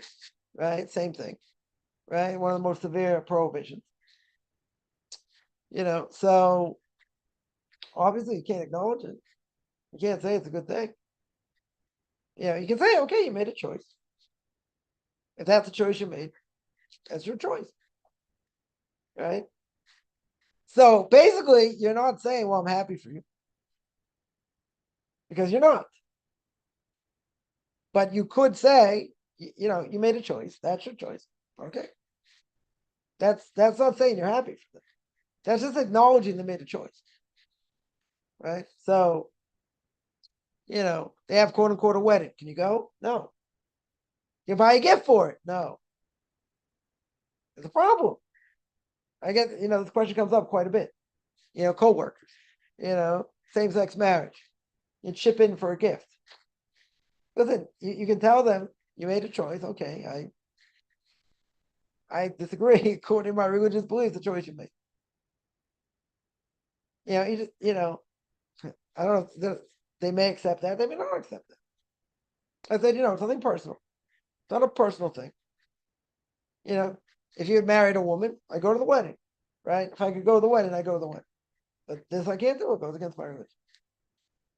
Now, are they going to respect that or not respect that? Good question. They may not respect it. They say, what are you, old-fashioned? What are you this? Our religion says you can't believe it. It's forbidden. You make a choice. It's your choice. But it's not something, I can be a part of. I mean, but you have to, I would tell people to bend over backwards and say, it's not a personal thing. This is a godly thing here. We take God very seriously, and this is something that goes against what God wants. Now, they may all get bent out of shape, but it's not rational. It may not be rational. It's totally emotional. I get it. Right? In these cases where someone intermarried, it's emotional. What do they want more than anything else? In all these cases, what do they want? They want to be accepted. They want you to say it's okay. Again, if 99% say it's okay, one person says it's not okay, it's going to bother them. And people will say you're a fanatic, you're a nut, you're this, you're that. Okay. So if I'm a nut job and I have a 25 IQ, what do you care what I have to say? They're like, I don't. So why are you yelling? Why are you getting bent out of shape? Because it bothers you. And it's painful. I get it. But you don't understand why, but okay, it's painful. Yeah, but they won't let you acknowledge that. See, that's the problem. It's too emotional. So once someone gets, involved emotionally, it's very hard. It's very hard to see, the reality in an intellectual way. On certain things, they'll say, live and let live. This ain't one of them. This is my spouse. This is my family. You've rejected them. I get it. You want to know why? No. It's your backed up, crazy religion, this, that, whatever. Right? So again, they'll paint you, or they may paint you, as a fanatic, as a crazy person, as anywhere in between. But it really bothers them. Right? So even if they say, I don't care what you say, you could drop dead, it doesn't matter, it has no effect. Oh no, it does. It does have effect, because this crazy nut living 6,000 miles away thinks what you're doing is wrong. It's wrong. Nothing, it's not offensive. It's not personal. It's not personal. It has nothing to do with being personal. But at the end of the day, it's wrong. I had a conversation with someone a while ago. I don't know, two people living together, this, that. Someone says, I bet you believe they're living in sin. I said, yeah, you're right. They are. It's a good way to kill a conversation. They're like, oh, you probably think they're doing it. Yeah. But the Torah says you're not allowed to do that. God's law. God says you shouldn't do it. Well, they make their own choices. Okay. You asked me. Right? You asked. Yeah. You think they're living in sin? Yes, I do. And I'm not going to go back on that. I think they're living in sin. Yeah. And they're going to transgress at least a rabbinic prohibition, if not a Torah prohibition, every single time, this, that. But see, this is the thing. If someone is going to say, well, it doesn't matter what you say, doesn't matter what you think, you're in a cult, you're in this, you're in that, you're in 10 other things, okay. So why does it bother them?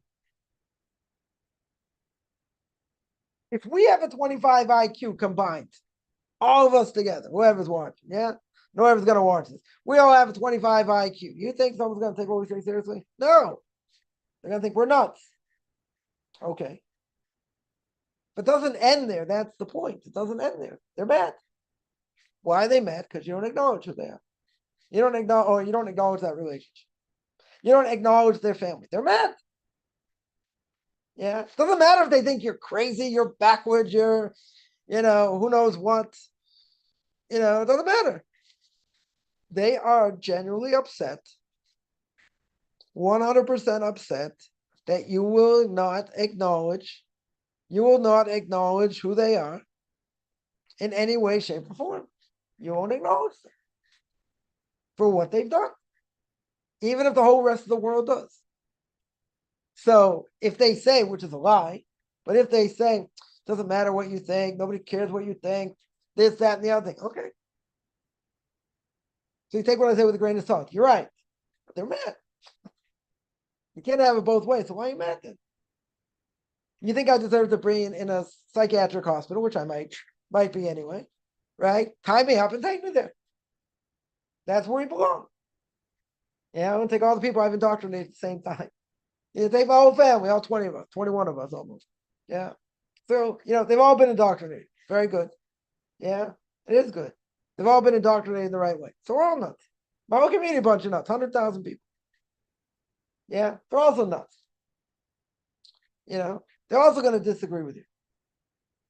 Yeah, you're all in the same cult. Very good. Nobody cares what you have to say. Okay. But again, if you're going to say that, you got to mean it. Right? And you got to get off your high horse and say, well, why does it bother you? Again, if someone is mentally challenged and they push you out of the way and they slobber on you, it's annoying. Yeah, but are you really going to get upset? When you look at the person and you see that they're mentally challenged, you're not going to get upset. It's annoying, probably, but you're not going to get upset. Because they have a 25 IQ.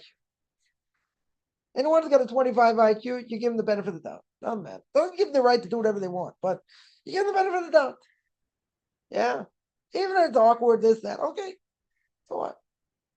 You're not going to worry about it. So if we had, so me, myself, and I, all three of us, we have a 25 IQ. Okay. So then what? If I have a 25 IQ, what do you care? I'm a nut. I deserve to be in the same asylum. Yes, you do. Okay. But it doesn't end there. That's the point. They're mad. Why are they mad? Because you don't acknowledge them. You don't acknowledge their family. They're mad. But again, you can't have it both ways. You can't talk. I see this all the time. People talk on both sides of the mouth. You can't say two different things that make no sense that are contradictory. If I have a 25 IQ and you think I'm in a cult, then I'm mentally challenged and all that, or retarded, we'll say, but you can't say that on YouTube, right? So you say mentally challenged, okay. But that, if someone's mentally challenged, that means you don't get upset at them. That means you're not having a rational conversation with them, which it might be the case. In this case, it might be the case. Yeah. You're not having a rational conversation. Okay. So if you're not having a rational conversation, then what are we getting upset about? You know who the person is. The person's mentally challenged. Finish. I'm gonna get upset what they think. I'm not gonna get upset whatsoever. Yeah. They have the IQ of a 5-year-old. Anyone want to play with an IQ of a 5-year-old with somebody? I don't think so. Only got an IQ of a 5-year-old. Finish. They're a 5-year-old. I have plenty of them in my house over Shabbos, right? Number of them. Okay, they get upset. They hit each other. They do other things. Okay, right? They got to learn right from wrong for sure. Yeah. They have to be taught for sure. And they can do things that, they may have to be punished for. Okay, but they're 5. If they're 10 and they're doing what a 5-year-old does, that's a problem. If they're 15 doing what a 10-year-old does, that's a problem. Yeah. But if we know they have the status of a 5-year-old, are you serious? Come on. Someone's got an MBA, a PhD, pilot higher and deeper, or pop ass dough. You got a PhD, you're worrying about what a 5-year-old thinks? Really? Seriously? No, you know why it bothers you? It bothers you because you're mad. You're mad because what they have to say is true. You can say they're mentally challenged, they're crazy, this and that, but you can't, then if that's the case, why are you getting mad at them? You say they're annoying, they're this, okay. 5-year-olds can be annoying also, depending on what they do and how they do things, whatever. Okay. They have to be educated. Go ahead. They're 5. Yeah. But if you think someone's like a 5-year-old, and they're mentally challenged, you can't get upset by what they do in general. Doesn't mean they have a right to do whatever they want, but in general. So you can't talk out of both sides of your mouth, and that's what people do. That's what some people do. I'm not going to say everybody. But it doesn't make sense. Why should they be upset? You're in a cult. You're right. I'm in a cult. Yeah. You're all crazy. Okay. We're all 100% crazy. We're all nuts. You're going to take what a nut says? Seriously? Really? I tend to doubt it. Right? But they'll say that. Someone here says, one rabbi told me to be an example of shining example of how to live, right? Not so easy. Right? We have to be the example. We have to be the example. Someone asked, is waiting for this question. Are gay people allowed to come to synagogue? That's kind of a problem. The rabbi of the synagogue has to say, listen, you want to come? You're welcome to come. Just realize, we don't accept what you do. You'll never get an honor of the synagogue. Even if, like, you adopt a child or whatever, you'll never make a kiddush here. Like, they have to know what the law is. They have to know what the law is. Doesn't mean they can't come pray there. They can come pray there.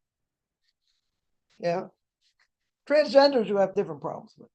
Right? Let's say a gay couple, they want to come, okay, but they have to know 100% you don't accept what they do. Not only don't you accept, you'll never get any honors in the synagogue. None.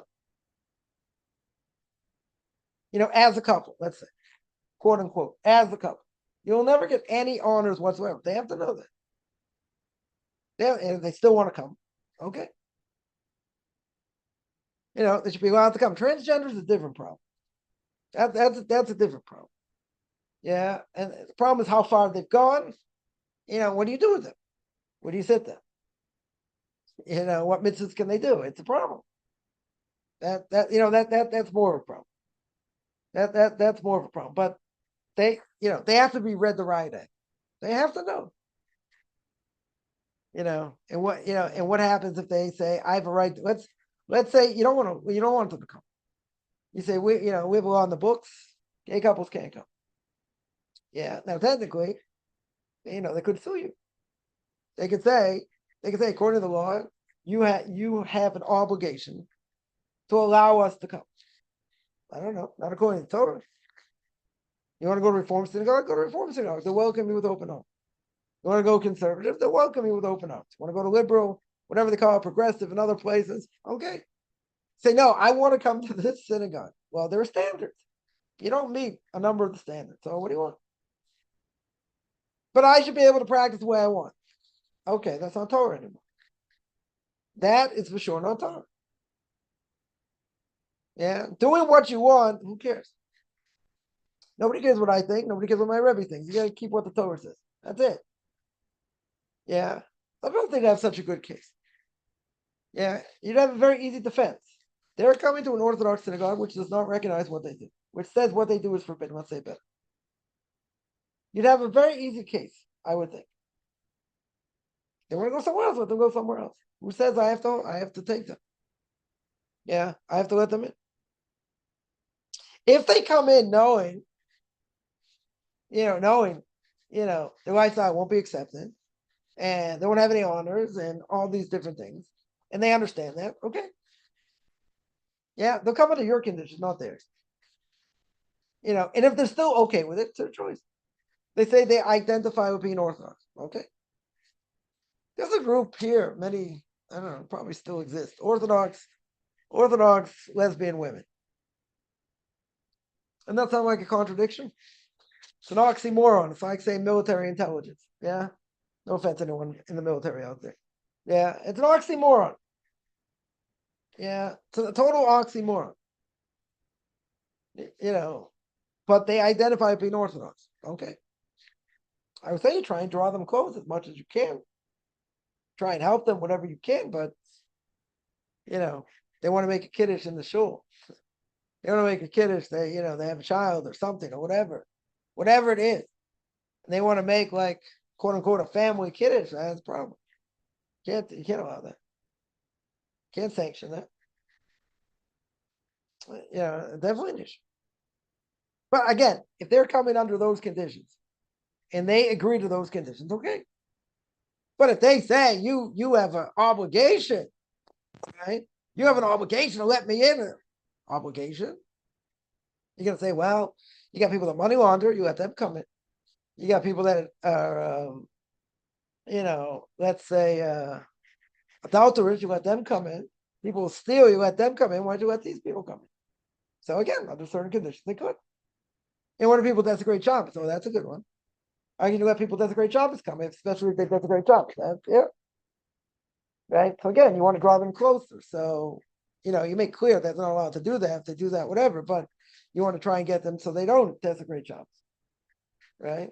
And there are some people that go through many, many years, they're never told that desecrating Shabbos is forbidden, right? Because they're afraid they don't want to lose them, they want them to come, whatever, for whatever reason. And the rabbi's afraid to say something. Well, problem.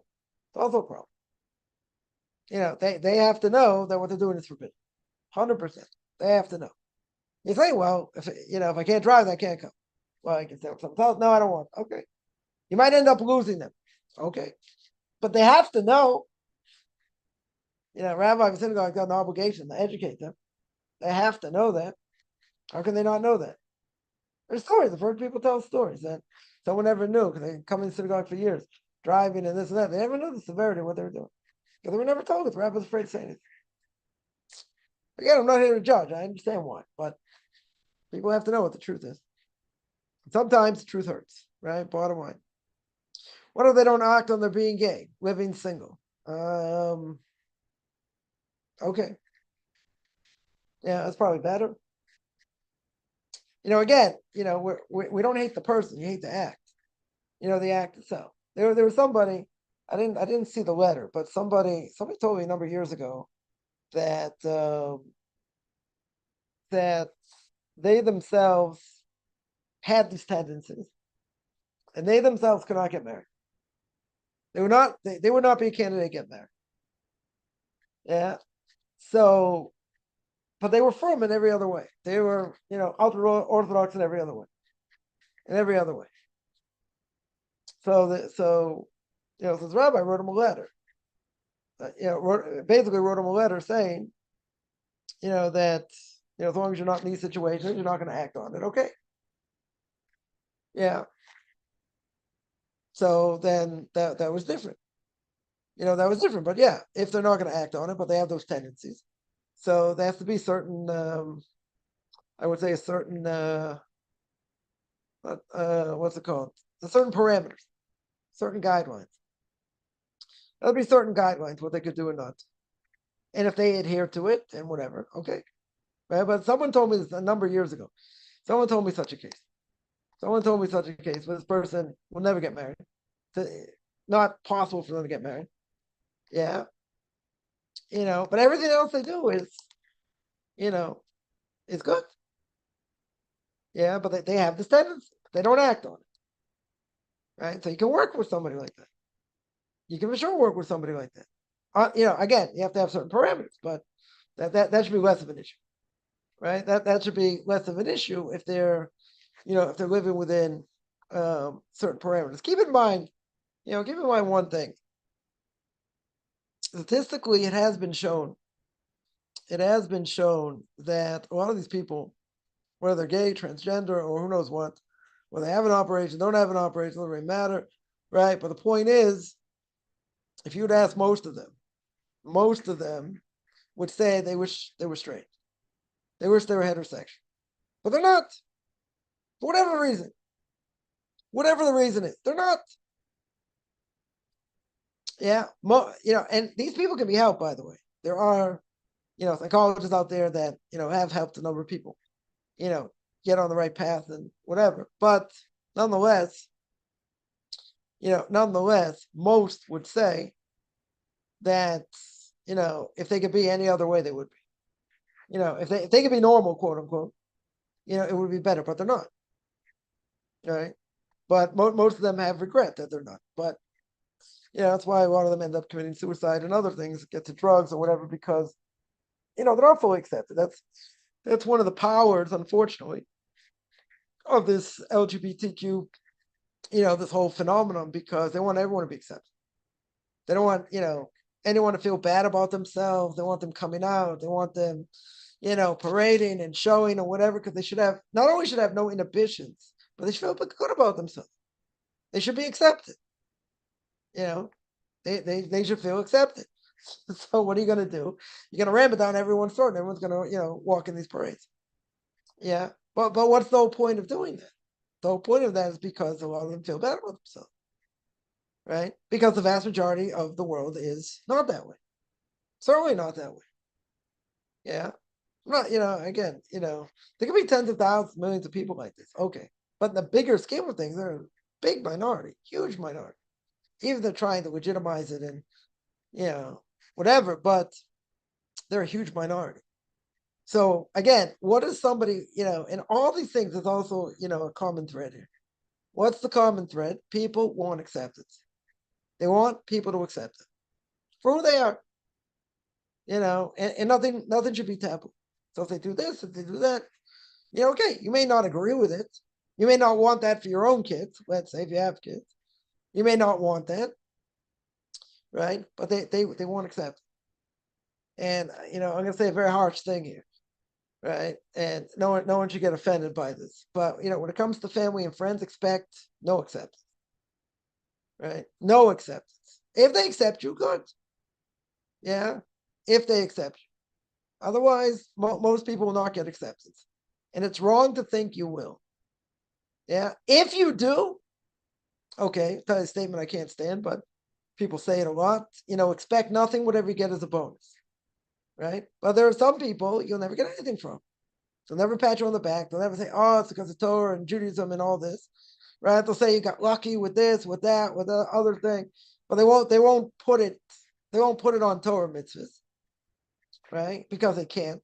Because otherwise, their life doesn't mean anything, and their life is pretty much invalid in many ways. That okay, they made a choice. They made a choice. But at the end of the day, to expect something from people who just like totally, goes against the grain or something they would never do, how could you expect them to respect it? Right now, they'll expect you to respect whatever they do. Doesn't matter what they do, you got to accept it. So why don't they have to accept you? They'll say, I'm speaking to you, I accept you. That's not true.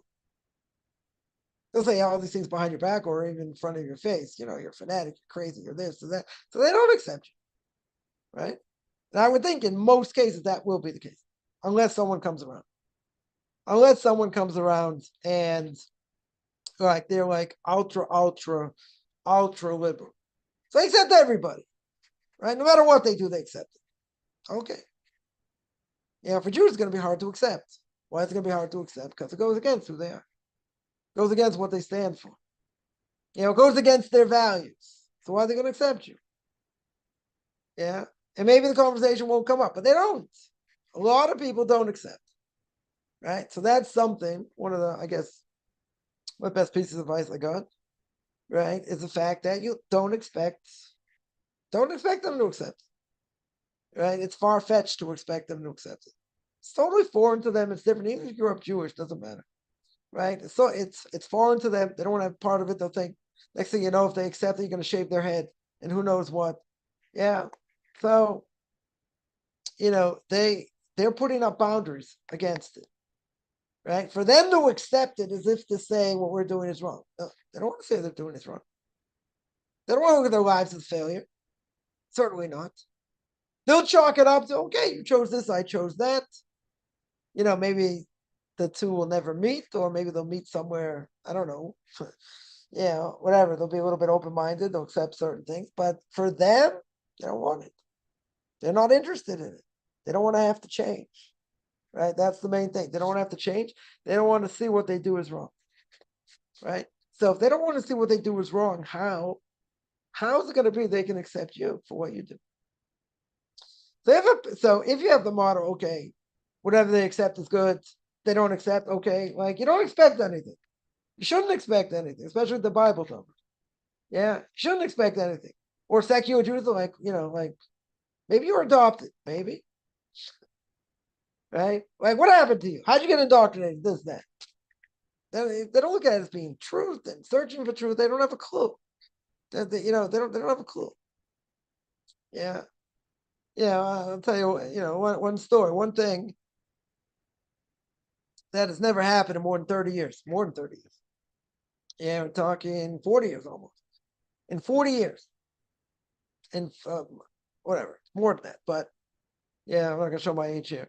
Yeah, in 40 years or more, and this is not uncommon. Nobody ever asked the question, why'd you become religious? Why'd you change? Nobody asked the question. Now, could be a number of reasons why. One, people don't care. That could be, right? That very well could be. Some people say, oh, well, we saw this in you when you were younger, so it's no surprise you went so far. Okay. But nobody asked the question. Mind-boggling in a certain way, right? But very simple. Why? Because if they ask the question, then they're interested or somewhat interested in why you made this change. Now, if they're interested in why you made this change, maybe not that they're going to make the change, but, a person has an interesting life story. Okay. But why would people not ask the question? Because it's either they don't care, which is part of it, right? What's the main reason? Because if you start telling the story about inspiration and God, they don't want to hear it. They don't want to hear it. They're not gonna, they're not gonna be interested.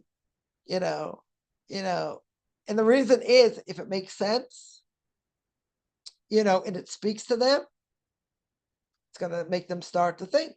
They don't want to think. They'd rather die than think. Remember, 95% would rather die than think. Because if what you say makes sense and you grew up just like them, maybe it's going to make them think. And then if it's going to make them think, maybe they'll start thinking what you think is true. And then they may start, who knows? Maybe they'll start to keep Shabbos a little bit. Maybe start to keep cooking. They don't want that. They do not want to change at all. So if they don't want to change at all, they're never going to ask the question. They will never, ever ask the question.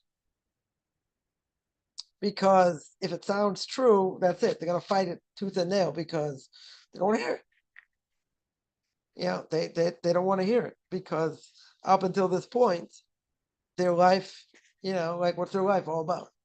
They're going to see their life was wasted. Yeah. And then if they're married to a non-Jew or other things, how they're going to change? Right? Like the only intellectual person I met over the last 30 years or more said, if I look into Judaism, I find out it's true and I have to change. I'm not willing to do it. I'm not going to do it. Right? So therefore, I'm not going to look into it. Okay, they're honest. Because if they look into it, their whole life changes. If it's true. Their whole life changes. They don't want to do that. Okay. Everyone else comes up with like all these crazy ideas and Webster's eighth definition and different things. It's not about intellectual honesty. It's not about whether it's true. What's it all about? I want to do what I want to do. So therefore, since I want to do what I want to do, I'll make up all kinds of different reasons why I don't have to do it. And you're a crazy nut. And that's it. And I want to go back to watching my football. I want to go back to watch, to doing other things. That's what I want to do. I want fantasy. Yeah, so they'll make fun of it, they'll this, or that. They won't hear any argument. They're not interested in hearing any argument because what if what you have to say actually makes sense? They don't want to hear that because they're going to have to change, or they might have to change, right? And their lifestyle right now, what are they going to do with the spouse? What are they going to do with their kids? They may lose everything. True. Maybe they won't. Maybe that's what's supposed to happen, but they don't want it. They absolutely don't want it. Makes sense. Totally makes sense. So to expect somebody's going pass on the back, family member, friends, this and that we used to have, maybe some will. Maybe. Yeah, but a lot of people are not going to go there. What's the reason? What's the simple reason they're not going to go there? Because they don't want to change. They don't want to have to look at reality. Yeah. Even if they say you're a nut, you were brainwashed, you were this, you were that. Okay. Yeah. So it's not logical. Totally not logical. Yeah, because they should care less what you do. But it bothers them. Why does it bother? They probably see, you think you have the truth. Well, as other people think they have the truth. Oh, good. The other people think they have the truth. Why don't they have the truth? Oh, you want to get in that discussion? No. Don't want to get in that discussion. Why not? Because what happens if I'm right? What happens if little old me sitting here is right? Don't want to hear it. Because they don't want to have to change. Right? That's the bottom line. They don't want to have to change. So they'll come up with all kinds of reasons, all kinds of crazy things that you would never rely on your worst day, but you're going to rely on it over here. Why? Because I don't want it to change. I don't want to have to admit what the person does is right. Because if they're right, that means by definition, I'm wrong. And I'm not wrong. And I'm not going to change. And I'm not going to. So people say crazy things that, like someone said, we're eating a bagel. And he says, keeping kosher is not a problem with trichinosis, right? Back in the day, they'd heat things up. People got tapeworms and other things. Yeah, but I said, first of all, that has nothing to do with kosher. And second of all, you're eating a bagel. You're not even eating meat. You're eating a bagel. And they looked at me and they're like, all right, whatever. Right? That was the end of the conversation. I've heard the argument before. It's not an old, it's not a new argument. Whatever. But that has nothing to do with koshers. Zero. So I would have said, oh, you want to hear what kosher is all about? No. I just came to eat. I just said something just as a conversation piece. Oh, okay. A waste of time. But people will say these things like, it's not like they thought about it. They spent years debating, reading, I don't know, reading the German footnotes and who knows what. I don't know. Maybe. But that hasn't been the case. Think about something on the spot. You're going to throw this argument out. It doesn't make any sense. I was like, come on, really? I said to someone one, they said something, it was like, oh, whatever, off the wall. I'm like, come on. Is that the best you can give me? That's the best shot? Really? That's what, you've thought about this for months and for years. And this is what you came up with? I'm like, come on, better, a little bit better than that. It's like, oh, you're very condescending. I don't know. You just said something totally off the wall. Makes no sense. I give you 10 reasons why it doesn't make any sense. I'll give you 2 reasons why. They don't want to hear it. They just want to say things and be left alone. They want to be left to their own desires. So you can't argue with that. Don't argue with that. Okay. What about truth? Oh, you want to see why religious lifestyle is better? No. You want to see? No. Okay. Because no one's really asking the question. That's why they don't ask the question. But it is a mind-boggling thing. I've been looking at Judaism since I was, 14, 15 years old. So that's a long time ago. Yeah. Nobody's asked the question. Nobody has asked the question. Somebody once asked, why would so many people want to convert? I said, okay, why would a secular Jew want to become religious? Like, okay, it's a good question. So I said, a lot of people looking for spirituality, looking for truth. I said, people actually looking for truth. They looked at me. I can't lie. Remember this like yesterday. They looked me in the face. Like, come on, get real. Like, people are searching for truth. That's what the person said. Nobody's like, in their eyes, nobody's searching for truth. Okay. I don't know where they live, but, I do know where they live, but nobody's searching for truth. Nobody's searching for truth. Because they're not going to ask the question. Right? To me, it makes sense why. Right? It's as curious as people are about why people do things and, what they end up doing in life and this and that. People have very interesting stories.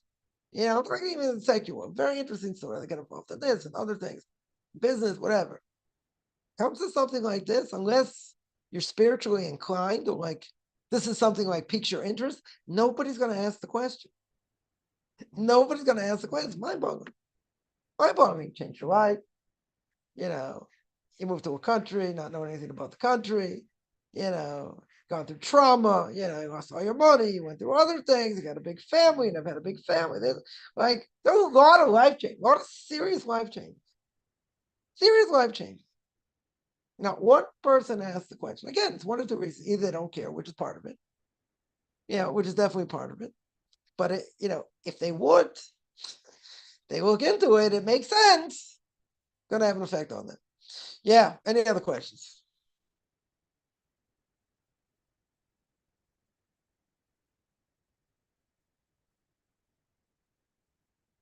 All right, I'm going to stop here. I do this every Sunday. It's an hour earlier for anyone out in Europe or South Africa, whoever doesn't change the clocks, for another week till to change the clocks in the States. Otherwise, I'm going to sign out. Anyone has any questions, find me on Facebook at Michael Kaufman, Beyond Orthodox Conversion Judaism, orthodoxconversion.com. Beyond Orthodox Conversion to Judaism on YouTube. There, got videos and Q&As, Ethics for Fathers. Book of Leviticus. You want to send me an email, rabbichaimkaufman@gmail.com, RBBICHIMCOFFMAN@gmail.com, whichever good.